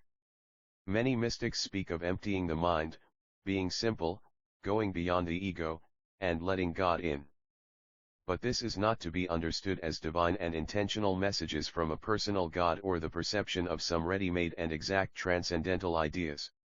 It is rather a listening to the hum of creation or the general or basic vibration of the Godhead, flowing into time, space, life, and mind and back again into its own nothingness in that fundamental vibration that upholds our reality. Point 23. As Suzuki, 2002, pointed out, God is neither transcendental nor pantheistic. p. 9, emphasis supplied, meaning that God in this conception is not only pantheistic or transcendental, but both. Panentheism 24, and thereby the concept covers infinitely more. This mystical theory lifts theories of knowledge and nature out of determinism. We cannot give a final deterministic description of nature, culture, or the knowledge process. Thus knowing is much more than knowledge. Point 25. Human knowing is a processional flow. It is only by letting go into this sporting of pure amusement, as Peirce, 186619113/1994, called it, by leaving behind any limits imposed by previous knowledge and skeptical attitudes, that one can hope to abduce basic and universal knowledge. I think that Suzuki's, 2002, understanding fits well with Peirce's when he wrote, Eckhart quotes St. Augustine, "There is a heavenly door for the soul into the divine nature where some things are reduced to nothing." Evidently we have to wait for the heavenly door to open by our repeated or ceaseless knocking at it. When Peircean panentheist scientific mysticism, I am ignorant with knowing, loveless with loving, dark with light. Everything comes out of this basic experience, and it is only when this is comprehended that we really enter into the realm of emptiness, where the Godhead keeps our discriminatory mind altogether emptied out to nothingness. p. 14, thus the completely open mind that does not have any goal of its own gain is the position where your consciousness is open for abducting new ideas through musing. But that is of course not the mystical union that the mystics seek to stay in. In musing you can at the most get a few glimpses and get inspired by those. Although Peirce actually did have a mystical experience, which he reported in a letter to a priest but never sent, Brent, 1998, his major path to the divine insight was clearly science, but an abductive fallibilist pragmaticistic science. Where Plato and Descartes believed in transcendental ideas that our mind could contemplate in the highest and most divine status of mind, Peirce's abduction with a basis in musing gives an evolutionary view on the basic source of human ideas. The ideas are vague and can only be clarified through the collective dynamic processes of science, which is the collective effect of being logical and pursuing the empirical testing of hypotheses through induction and deduction. Our understanding is not ready-made and fixed but fallible, and has to be tested and developed through human scientific practice. Thus, although Peirce's musing can be seen as a technique of mystical revelation as abductive inspiration, it is not about forgetting real life in the ultimate divine existentiality, but a rich inspiration in building a common cultural understanding of reality. Peirce does not underline the paradoxicality of the mystical experience and how it escapes linear thinking and presentation in language as, for instance, in the Tao Te Ching, when you look at it you cannot see it, it is called formless. When you listen to it you cannot hear it, it is called soundless. When you try to seize it you cannot hold it, it is called subtle. No one can measure these three to their ultimate ends. International Journal of Transpersonal Studies 37. Therefore they are fused to one. It is up, but it is not brightened, it is down, but it is not obscured. It stretches endlessly, and no name is to be given.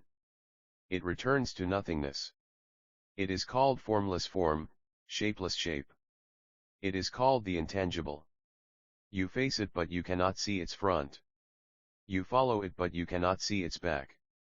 Holding on to the ancient way, Tao, you control beings of today. Thus you know the beginning of things, which is the essence of the way, Tao Chi. Suzuki, 2002, p. 15. On the other hand, Peirce said that firstness is vague. It is only being not existence, as secondness is existence. Quilazines need signs of secondness to be manifest. Peircean philosophy thus can be viewed as being on a mystical metaphysical foundation. But like Aristotle he develops a philosophy of science on this basis, but Peirce's logos of evolutionary love is vague and evolutionary. With his theory of abduction, Peirce places himself between Plato and Aristotle. It is our access to the divine that inspires our understanding of the material world through abduction. Induction is fallible because the ideas are vague and the laws of nature not exact.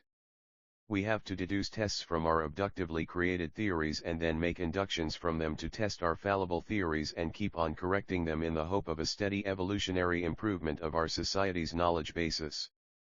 Time, creation, and evolution seen from the eternal now the mystical theory of cognition and consciousness thus point to an inner link between universe and world. If this is possible it should also be possible to conceive of an outer link between universe and world. Now, recapitulating that we cannot speak of time and space outside and before the universe comes 38 International Journal of Transpersonal Studies into being, we must realize that, seen from the non-manifest, one can therefore neither say that the world came into existence at a certain time nor that it always has been, because time first came into existence during and with the creation of the universe. The universe is created and recreated in every eternal now in this view. When asked what was before the universe was created by good, Master Eckhart, 1979, answered that the universe was always in the thoughts of God. Seen from the Godhead all is one and time is eternity. To see the universe in a grain of sand / and a heaven in a wildflower / hold infinity in the palm of your hand / and eternity in an hour, wrote William Blake in Auguries of Innocence. On the other hand, time, seen from a human materialistic viewpoint, is real. Time is both attached to the phenomenon of perception and to the phenomenon of memory. We reconstruct reality historically backwards from our memory, and extrapolate the future from now as a consequence of our expectations based on the past. Prigozhin and Stengers, 1984, underline that time is connected to the irreversibility of physical complex processes. In this way, the conception of time is directly attached to our existence as material self-organizing cognitive systems, autopoietic systems. It is precisely this that is the human viewpoint, a material, autopoietic and cognitive system. Reading the monist paper The Law of Mind, 1892b, it is clear that Peirce's solution to the problem of the world's existence before existence of any observer, is a unique variation of the objective idealistic position. Peirce, 1866-1913/1994, wrote, "The law of habit exhibits a striking contrast to all physical laws in the character of its commands. A physical law is absolute. What it requires is an exact relation. Thus, a physical force introduces into a motion a component motion to be combined with the rest by the parallelogram of forces, but the component motion must actually take place exactly as required by the law of force. On the other hand, no exact conformity is required by the mental law. Nay, exact conformity would be in downright conflict with the law, since it would instantly crystallize thought and prevent all further formation of habit. The law of mind only makes a given feeling more likely to arise. It thus resembles the non-conservative forces of physics, such as viscosity and the like, which are due to statistical Brier uniformities in the chance encounters of trillions of molecules. The old dualistic notion of mind and matter, so prominent in Cartesianism, as two radically different kinds of substance, will hardly find defenders today. Rejecting this, we are driven to some form of hylopathy, otherwise called monism. The only intelligible theory of the universe is that of objective idealism, that matter is effete mind, inviscerate habits becoming physical laws. Volume 6, p. 23, from this position he proceeded to develop the theory into the realm of semiotics and knowing. Therefore, in the present interpretation where the mathematical laws are not considered transcendent, his mystical vision seems to offer a combination of the phenomenological cognitive approach with the scientific aim to produce empirical mathematical models. To be able to accept such a unifying theory as that of Peirce, one must consequently admit that energy has other aspects than those physics until now has described. It is in my opinion precisely this organized power that Peirce, 1892a and b. 1893, attempted to conceptualize in his theory of evolution, where he united the mental and the material as an evolutionary variant of objective idealism that can encompass modern physics. His triadic semiotics and its dynamics are also a major improvement over Hegel's dialectics and later versions of modern emergence theories, see Christensen, 1995. Seen from mysticism's perennial philosophy, there is no absolute difference between the two viewpoints of science and religion. On the contrary, they supplement each other, as Peirce saw in his theory of the origin of abduction, or what Sebiok and Dainsey, 2000, would later call modeling capacity. That capacity is a prerequisite for language. Thus the perennial philosophy's ultimate phenomenology can be united with the modern Big Bang materialistic evolutionism into a new vision that does not contradict the core of the scientific discoveries and admits them as parts of a greater comprehensive vision that reinstates mankind at the center of both the world and the universe. Mysticism does not, as so many believe, have to be a contradiction of science or philosophy. It is on the contrary a theory of their cognitive and existential basis. It is precisely mysticism's reservation with regard to the completeness of linguistic knowledge that assures a human-centered holism, which is not totalitarian exactly Peircean panentheist scientific mysticism, because the philosophical scientific conceptualizing process will never be completed. As Nagel, 1986, pointed out, if we try to understand experience from an objective viewpoint that is distinct from that of the subject of the experience, then even if we continue to credit its perspectival nature, we will not be able to grasp its most specific qualities unless we can imagine them subjectively. Since this is so, no objective conception of the mental world can include it all. p. 259, notes 1. Another way of expressing the content of this article could be, Peirce's benignant form of the monstrous mysticism of the East, panentheism and scientific collectivism combined. See also note 22 for the Peirce quote that inspired this version. 2. I am grateful to Charles Peircean for inviting me to the conference on Peirce's religious writings in Denver 2003, and to all the participants for their inspiration.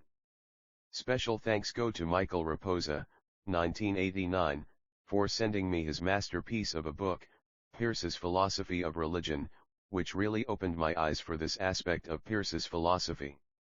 I want to thank my colleagues and friends Peter Voetman Christensen, Klaus Mh, Ole Falk Kirkeby, Alan Combs, and John Dealey for their inspiration and support for this line of work. Finally, I thank Gary Foreman for his valuable and productive critique of an earlier version of the manuscript. 3. Transcendent. A philosophical and theological concept in this context refers to that which is beyond our senses and experience, existing apart from matter, Raposa, 1989. It is beyond and outside the ordinary range of human experience or understanding. In theology, the concept transcendent pertains to God as exalted above the universe.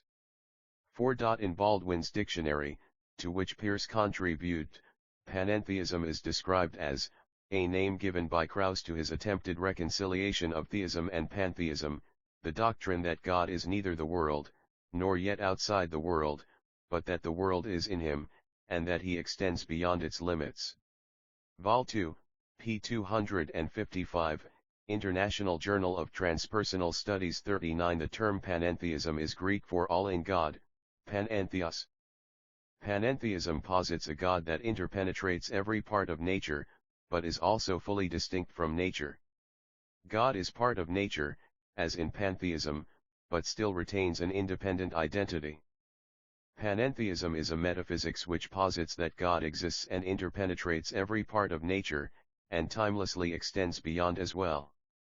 Panentheism is distinguished from pantheism, which holds that God is synonymous with the material universe. In panentheism, God is viewed as creator and / or animating force behind the universe, and the source of universal truth. A panentheistic view is conceiving of God as both immanent in creation and transcendent from it. Plotinus taught that there was an ineffable transcendent God, the One, of which subsequent realities were emanations. From the One emanates the divine mind, nous, and the cosmic soul, psyche. We will look at Peirce's philosophy in this light also, thanks to Kelly Parker, 2002.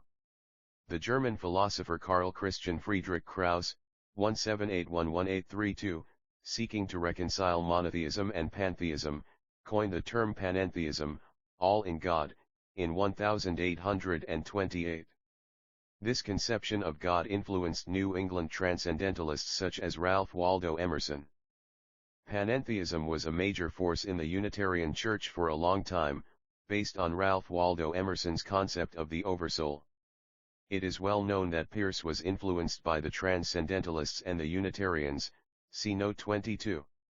But the word pantheism was not used by him, probably because it had not found a common recognized definition at that time, as far as we know. The term was popularized by Charles Hartshorne, 18972000, an American philosopher who developed Alfred North Whitehead's, 1929, process philosophy into process theology, which is panentheist. See Clayton and Peacock, 2004, and Griffin, 2004, for a modern discussion of the possible relations between panentheism and scientific naturalism.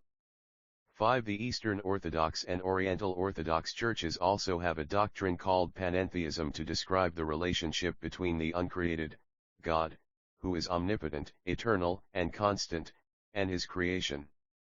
Most specifically, these churches teach that God is not the watchmaker God of the Western European Enlightenment. Thus another foundation for science will have to be built up. This is in my view what Peirce does in his Semiotic 40 International Journal of Transpersonal Studies Pragmaticism.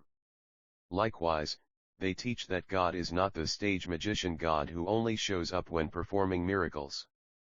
God is not merely necessary to have created the universe, but that his active presence is necessary in some way for every bit of creation, from smallest to greatest, to continue to exist at all. That is, God's energies maintain all things and all beings, even if those beings have explicitly rejected him. His love of creation is such that he will not withdraw his presence. This is close to Peirce's agapistic view of evolution, as we shall see. Thus the entirety of creation is sanctified, and thus no part of creation can be considered innately evil. 6. This journal has asked me not to use the standard Peirce Scholar reference system with CP for collected papers and the like, as it violates APA format. 7. Immanence is a theological and philosophical concept.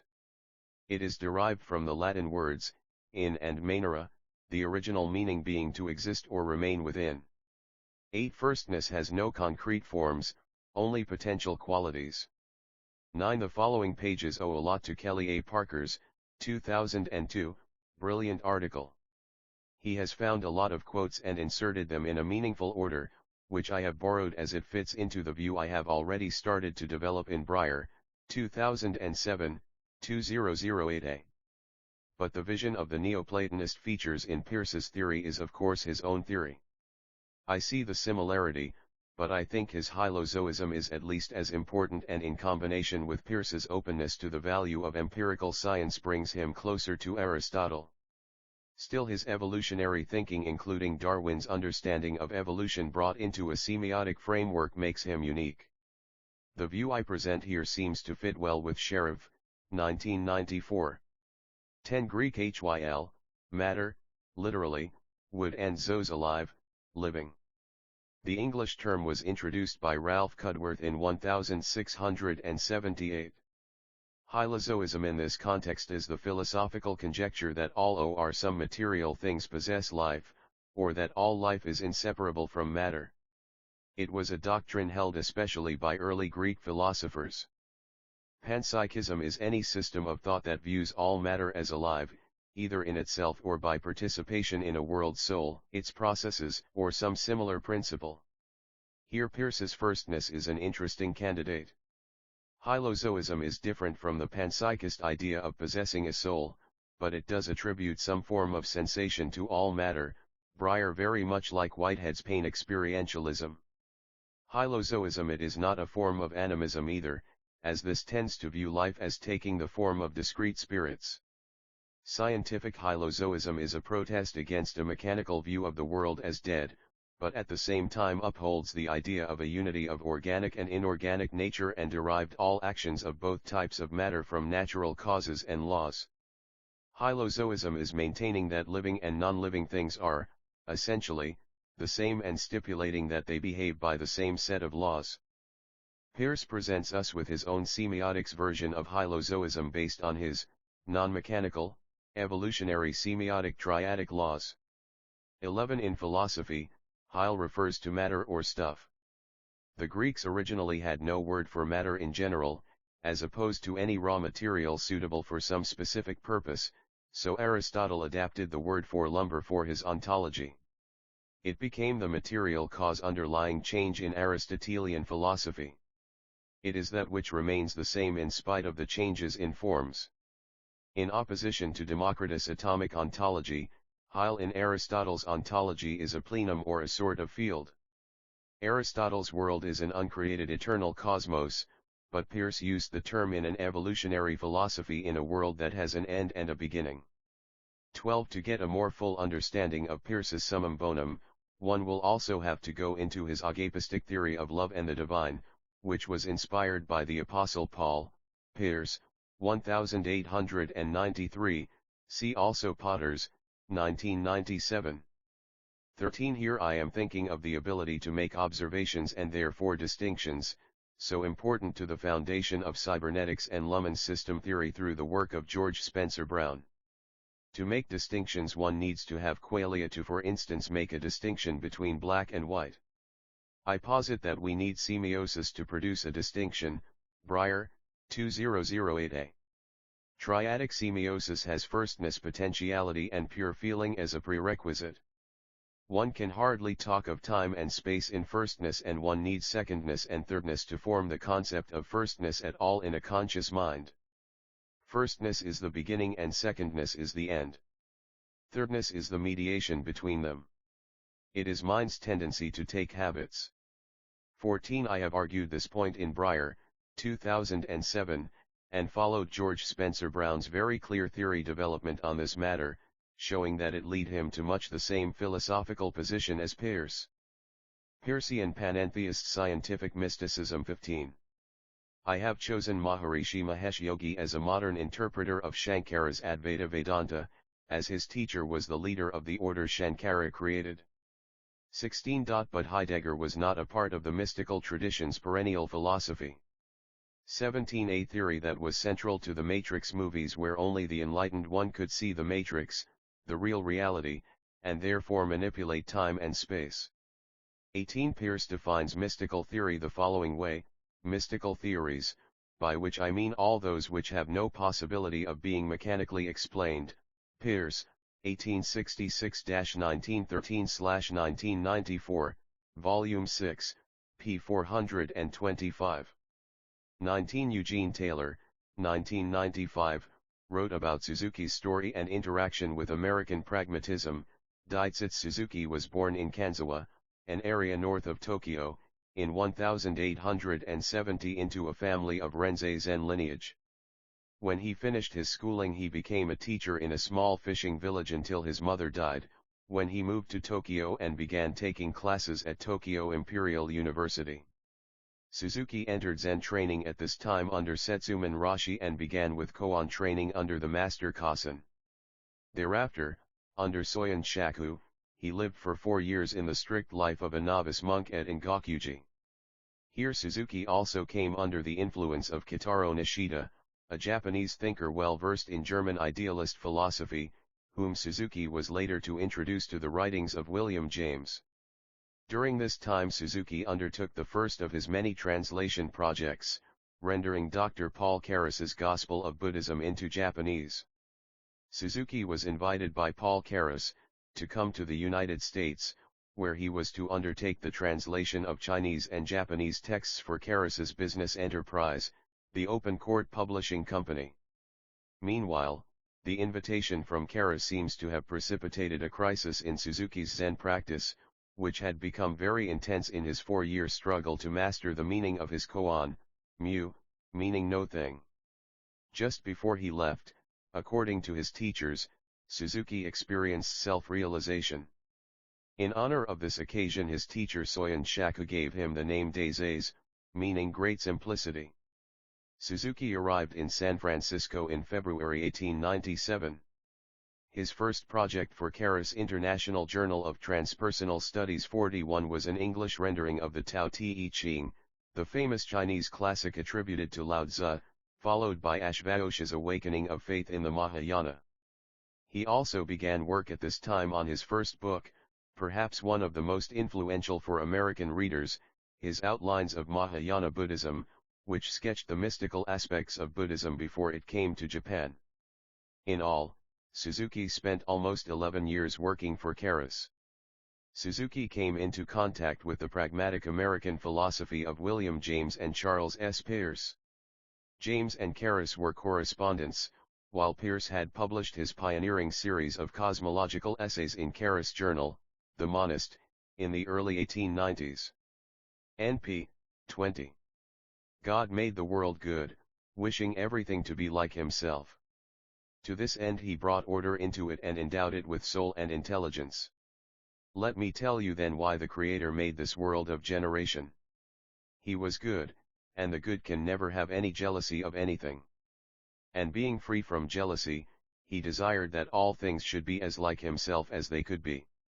This is in the truest sense the origin of creation and of the world, as we shall do well in believing on the testimony of wise men. God desired that all things should be good and nothing bad, so far as this was attainable. Wherefore also finding the whole visible sphere not at rest, but moving in an irregular and disorderly fashion, out of disorder he brought order, considering that this was in every way better than the other. Now the deeds of the best could never be or have been other than the fairest, and the Creator, reflecting on the things which are by nature visible, found that no unintelligent creature taken as a whole was fairer than the intelligent taken as a whole, and that intelligence could not be present in anything which was devoid of soul. For which reason, when he was framing the universe, he put intelligence in soul, and soul in body, that he might be the creator of a work which was by nature fairest and best. Wherefore, using the language of probability, we may say that the world became a living creature truly endowed with soul and intelligence by the providence of God. Source: http://olldot.libertyfund.org/text/PLATOO02046D-IALOGUES/HTML/013103_Timeus.html number HD_LF131.3.head.034 updated, April 20, 2004. 42 International Journal of Transpersonal Studies 21. The Oxford English Dictionary defines tohubohu as that which is empty and formless, chaos, utter confusion, also tohubohu. Tohu Bohu is the formless primordial nothingness of things not yet created, the primordial state before creation. It is not really a place, rather a state of being, a non-place. It is the absence of time, form, and space. Tohu va Bohu in the Torah is usually translated as empty and shapeless, from Tohu wasteness and Bohu emptiness, void, but in Hebrew Tohu means ruin, and Bohu, desolation. These two words are closely similar in meaning, Tohu signifying that which lies waste, without inhabitants or other manifested activity, and Bohu signifying that which is empty or void, so that the combination can be translated as the uninhabited void. Used in Genesis, Tohu Wabohu, for the state preceding the appearance of the manifested universe primeval chaos, and the earth was without form and void, and darkness was upon the face of the deep, Genesis 1:2. 22 Peirce, 1866-1913/1994, Volume 6, p. 102, himself admitted in the following quote to hold a benign form of it: I have begun by showing that Taichiism must give birth to an evolutionary cosmology, in which all the regularities of nature and of mind are regarded as products of growth, and to a Schelling-fashioned idealism which holds matter to be mere specialized and partially deadened mind. I may mention, for the benefit of those who are curious in studying mental biographies, that I was born and reared in the neighborhood of Concord, in Cambridge at the time when Emerson, Hedge, and their friends were disseminating the ideas that they had caught from Schelling, and Schelling from Plotinus, from Boehm, or from God knows what minds stricken with the monstrous mysticism of the East. But the atmosphere of Cambridge held many an antiseptic against Concord transcendentalism, and I am not conscious of having contracted any of that virus. Nevertheless, it is probable that some cultured bacilli, some benignant form of the disease was implanted in my soul, unawares, and that now, after long incubation, it comes to the surface, modified by mathematical conceptions and by training in physical investigations. Breyer, in his review of Josiah Royce's book, The World and the Individual, Peirce, 1866-1913/1994, Volume 6, pages 106, 108, mentioned mysticism in a somewhat skeptical fashion. 23. The last formulation is inspired by Vedic mysticism. 24. In panentheism, God is viewed as creator and / or animating force behind the universe, and the source of universal truth. Heraclitus, ca. 535-475 BC, viewed the logos as that which pervades the cosmos and is the force and rationality whereby all thoughts and things originate. Gnosticism is panentheistic, believing that the true God is separate from the physical universe, but that there are aspects of the true God in the physical universe as well. Valentinian Gnosticism claims that matter came about through emanations of the Supreme Being. To other Gnostics, the emanations are akin to the Sephiroth of the Kabbalists' description of the manifestation of God through a complex system of reality. Panentheism is often viewed as a component of Hasidic Judaism and Kabbalah. Several Sufi saints and thinkers, primarily Ibn Arabi, held beliefs that were somewhat panentheistic. These notions later took shape in the theory of Wahdat ul-Wujud, the unity of all things. 12. Shiism has a panentheistic trend, represented by scholars such as Sayyid Haider Amuli, Mullah Sadra, and Ayatollah Khomeini, all of whom were influenced by Ibn Arabi.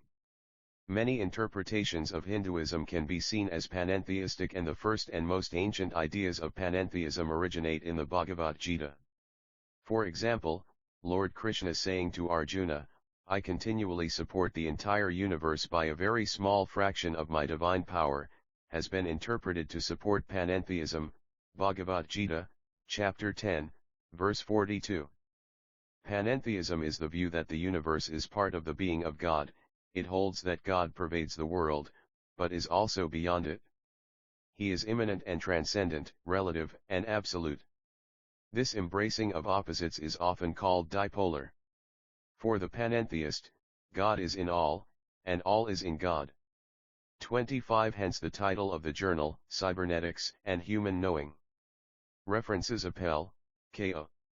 1995, Charles Sanders Peirce, From Pragmatism to Pragmaticism. Atlantic Highlands, New Jersey, Humanities Press. Peircean Panentheist Scientific Mysticism Augustine, St., 1961. Confessions. Toronto, Canada, Penguin Books. Baldwin, J. M., ed. 1902, Dictionary of Philosophy and Psychology. New York, The Macmillan Company. Barbieri, M., 2008. Biosemiotics, A New Understanding of Life. Nature Wissenschaften, 95, 7, 577-599. Bohm, D., 1983. Wholeness and the Implicate Order. New York, Routledge and Keegan Paul Incorporated. Bohm, D., and Weber, R., 1983. Of Matter and Meaning, the Superimplicate Order. Revision, 6, 1, 34-44. Brent, J., 1998. Charles Sanders Peirce, A Life, Revelation ed. Bloomington, in, Indiana University Press. Breyer, S., 1989. Physik og Mystik, Hinsides Verdensformel og Totalitarisme, Paradigma nr2, arg. 3, Aarhus, Ask. Pages 21-30. Breyer, S., 1992. Information and Consciousness, A Critique of the Mechanistic Foundation for the Concept of Information. Cybernetics and Human Knowing, 1, 2-3, 71-94. Breyer, S., 1999. Biosemiotics and the Foundation of Cybersemiotics, Reconceptualizing the Insights of Ethology, Second-Order Cybernetics and Peirce's Semiotics in Biosemiotics to Create a Non-Cartesian Information Science. Semiotica, 127, 1-4, 169-198. Breyer, S., 2005. The Construction of Information and Communication, A Cybersemiotic Reentry into Heinz von Foerster's Metaphysical Construction of Second-Order Cybernetics. Semiotica, 154, 1-4, 355-399. Breyer, S., 2006. Informationsvidenskapsteorie, 2nd ed.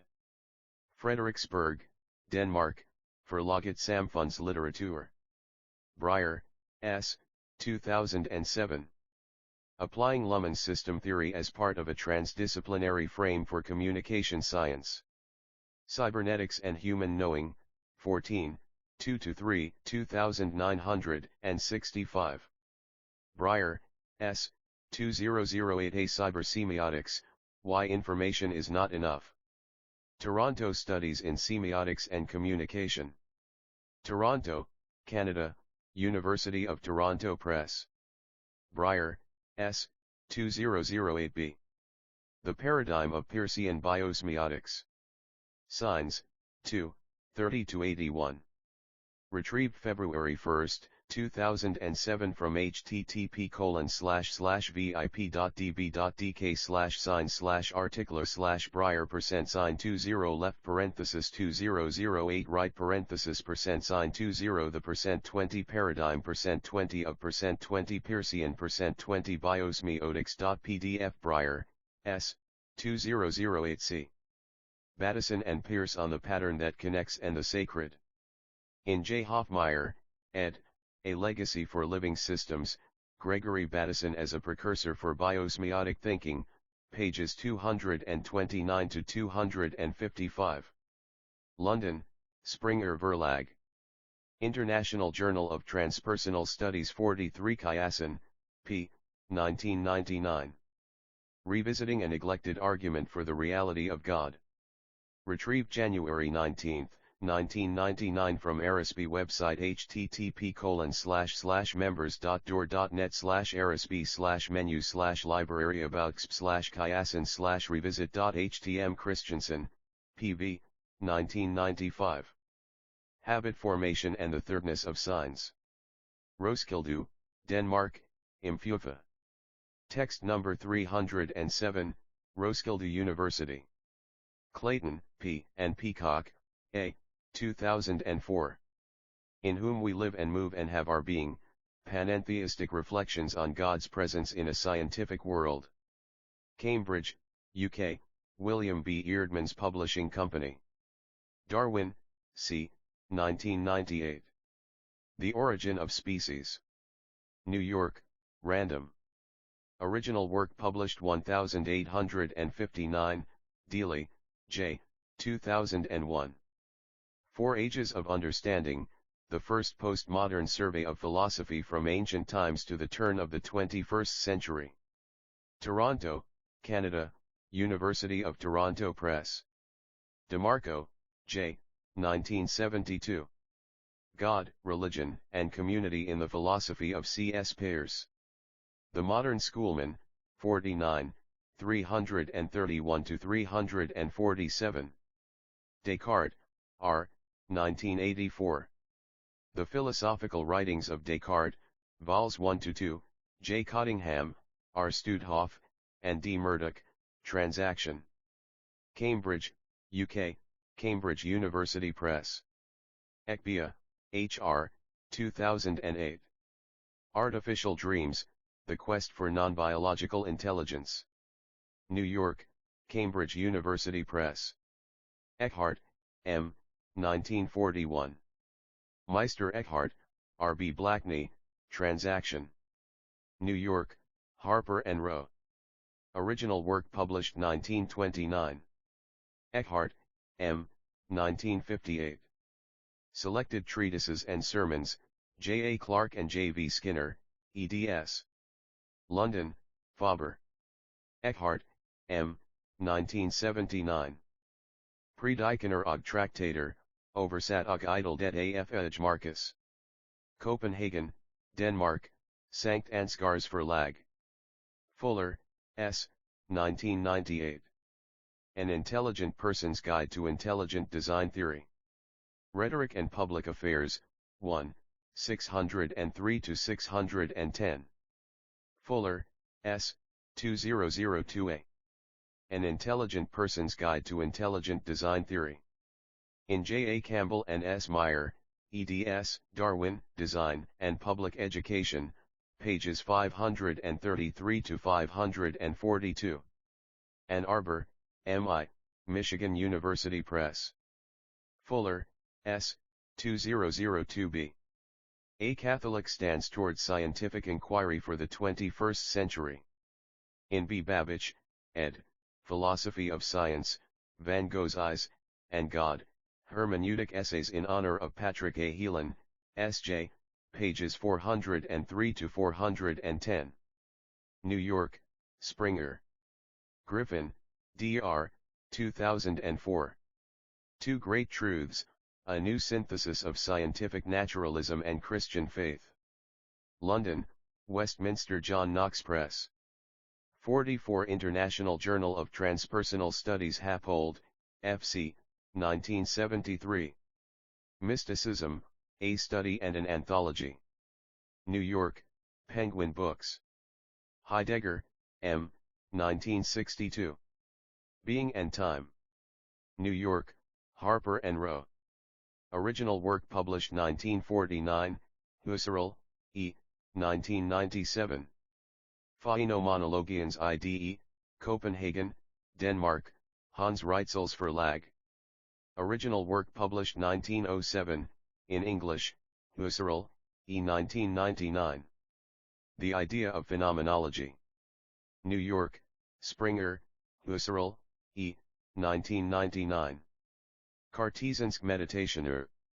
Copenhagen, Denmark, Hans Reitzels Verlag. Original work published 1929, in English, Husserl, E. 1977. Cartesian Meditations. Dordrecht, Netherlands, Kluwer Academic Publisher. Huxley, A. 1979. The Perennial Philosophy. New York, Books for Libraries. Original work published 1945, Kant, I. 1990. Critique of Pure Reason, J.M.D. Micklejohn, Transaction. Buffalo, New York, Prometheus Books. Original work published 1781, Kuhn, T. 1970. Scientific Revolutions, 2nd ed., enlarged, Chicago, The University of Chicago Press. Kultgen, J.K., 1959-60. The Future Metaphysics of Peirce and Whitehead. Kant Study N. 5, 285-293. Leibniz, G.W., 1992. Discourse on Metaphysics and the Monadology. New York, Prometheus Book. Luhmann, N. 1995. Social Systems. Stanford, C.A., Stanford University Press. Luntley, M. 1995. Reason, Truth, and Self, The Postmodern Reconditioned. London, Routledge. Lyell, C. 1842. Principles of Geology, or, The Modern Changes of the Earth and its Inhabitants, considered as illustrative of geology. Boston, Hillard, Gray, and Co. Maharishi Mahesh Yogi, 1968. The Science of Being and the Art of Living. New York, New American Library. Maharishi Mahesh Yogi. 1979, On the Bhagavad Gita, a new translation and commentary with Sanskrit text, chapters 1-6. New York, Penguin Books. Maturana, H. and Varela, F. 1986. The Tree of Knowledge, The Biological Roots of Human Understanding. New York, Shambhala Publishers. Mono, J. 1972. Chance and Necessity. New York, Random Press. Nice, A. 1971. Philosophiens Historie, Volume 2. Copenhagen, Denmark, Vintens Forlag. Nagel, T. 1986. The View from Nowhere. New York, Oxford University Press. Parker, K.A., 2002. The Ascent of Soul to Nous, Charles S. Peirce as Neoplatonist. In R. B. Harris, ed., Studies in Neoplatonism, Ancient and Modern, Volume 10. Breyer Neoplatonism and Contemporary Thought, Part 1, pages 165-182. Albany, New York, State University of New York Press. Retrieved February 1, 2007 from http://agora. phi.gvsu.edu/kap/neoplatonism/csp-plot.html. Peirce, C.S., 1868. Some Consequences of Four Incapacities. Journal of Speculative Philosophy, 2, 140,157. Retrieved February 1, 2007 from http://www. Peirce.org/writing/p27.html. Peirce, C.S., 1892a. The Doctrine of Necessity Examined. The Monist, 2, 3. Peirce, C.S., 1892b. The Law of Mind. The Monist, 2, 4, 553. Peirce, C.S., 1892c. Man's Glassy Essence. The Monist, 3, 1, 1. Peirce, C.S., 1893. Evolutionary Love. The Monist, 3, 2, p. 176. Peirce, C.S., 1976. The New Elements of Mathematics, C. Esel, ed. The Hague, Netherlands, Mouton & Co. in association with Humanities Press. Peirce, C.S., 1992. The Essential Pairs, Selected Philosophical Writings, Volume 1. 1867-1893, Anheuser and C. Cloizel, eds. Bloomington, in, Indiana University Press. Peirce, C.S., 1994. The Collected Papers of Charles Sanders Peirce, C. Hartshorne and P. Weiss, eds. Electronic edition reproducing vols. I-8. Charlottesville, NC, Intellex Corporation, Past Masters. Original works published 1866 to 1913, Popper, K., 1972. Objective Knowledge, An Evolutionary Approach. Oxford, UK, The Clarendon Press. Potters, V.G., 1997. Charles S. Peirce, On Norms and Ideals. New York, Fordham University Press. Penrose, R., 1995. Shadows of the Mind. London, Vintage. Plato, 1892. The Dialogues of Plato in 5 volumes, Volume 3. Timaeus. Retrieved February 1, 2007, from the Online Library of Liberty, Classics in the History of Liberty, Plato, updated April 20, 2004, http://oll.libert.org/TEXTS/PLA200204/DIaloguES/HTML/0131003_ht_ML/13103_pt003_pt_HTML number HD LF131.3.head.034 Prigozhin, I, 1980. From Being to Becoming. San Francisco, W. H. Freeman. Prigozhin, I, and Stengers, I, 1984. Order Out of Chaos, Man's New Dialogue with Nature. New York, Bantam Books. Raposa, M., 1989. Peirce's Philosophy of Religion. Peirce Studies, No. 5. Bloomington and Indianapolis, in, Indiana University Press. Peircean Panentheist Scientific Mysticism Scharfstein, B.A.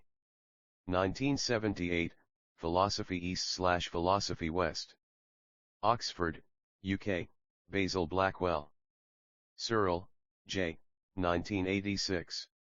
Minds, Brains, and Science.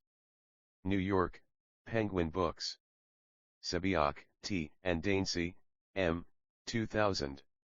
Forms of Meaning, Modeling Systems Theory and Semiotic Analysis. Berlin, Mouton de Gruyter. Sheriff, J.K., 1994. Charles Sanders Peirce's Guess at the Riddle, Ground for Human Significance. Bloomington and Indianapolis, in, Indiana University Press. Stace, W.T., 1960. Mysticism and Philosophy. London, Macmillan & Co. Suzuki, D.T., 2002. Mysticism, Christian and Buddhist. London, Routledge Classics. Taylor, E., 1995. Swedenborgian Roots of American Pragmatism, The Case of D.T. Suzuki. Studia Swedenborgiana, 9, 2, NP retrieved February 1, 2007 from http://www.baysidechurch.org/studia.cfm, article 8 = 129 and volume ID = 34 and auto-read = 45 and detail = 1 Weber, R., ed. 1986, Dialogues with Scientists and Sages, The Search for Unity. New York, Routledge and Keegan Paul Publishers. Whitehead, A.N., 1929. Process and Reality. New York, Macmillan. About the author Søren Breyer, Ph.D., is a full professor in the semiotics of information, cognition, and communication sciences at the Department of International Studies in Culture and Communication in the Research Center for Language, Cognition, and Mentality at the Copenhagen Business School, Frederiksberg, Denmark. He is editor-in-chief of the journal, Cybernetics and Human Knowing, and an editorial board member on several other journals. He serves on the board of the Socio-Cybernetic Group, the Foundation of Information Science Group, and the International Association of Biosemiotic Studies, and is a trustee in the American Society for Cybernetics. His major book in English is Cybersemiotics, Why Information is Not Enough, Breyer, 2008a. He can be reached by mail at Sren Breyer, Professor in Semiotics, IKK, CBS, Dalgashav 15, 2000 Frederiksberg, Denmark, email contact, sb.ik@cbs.dk.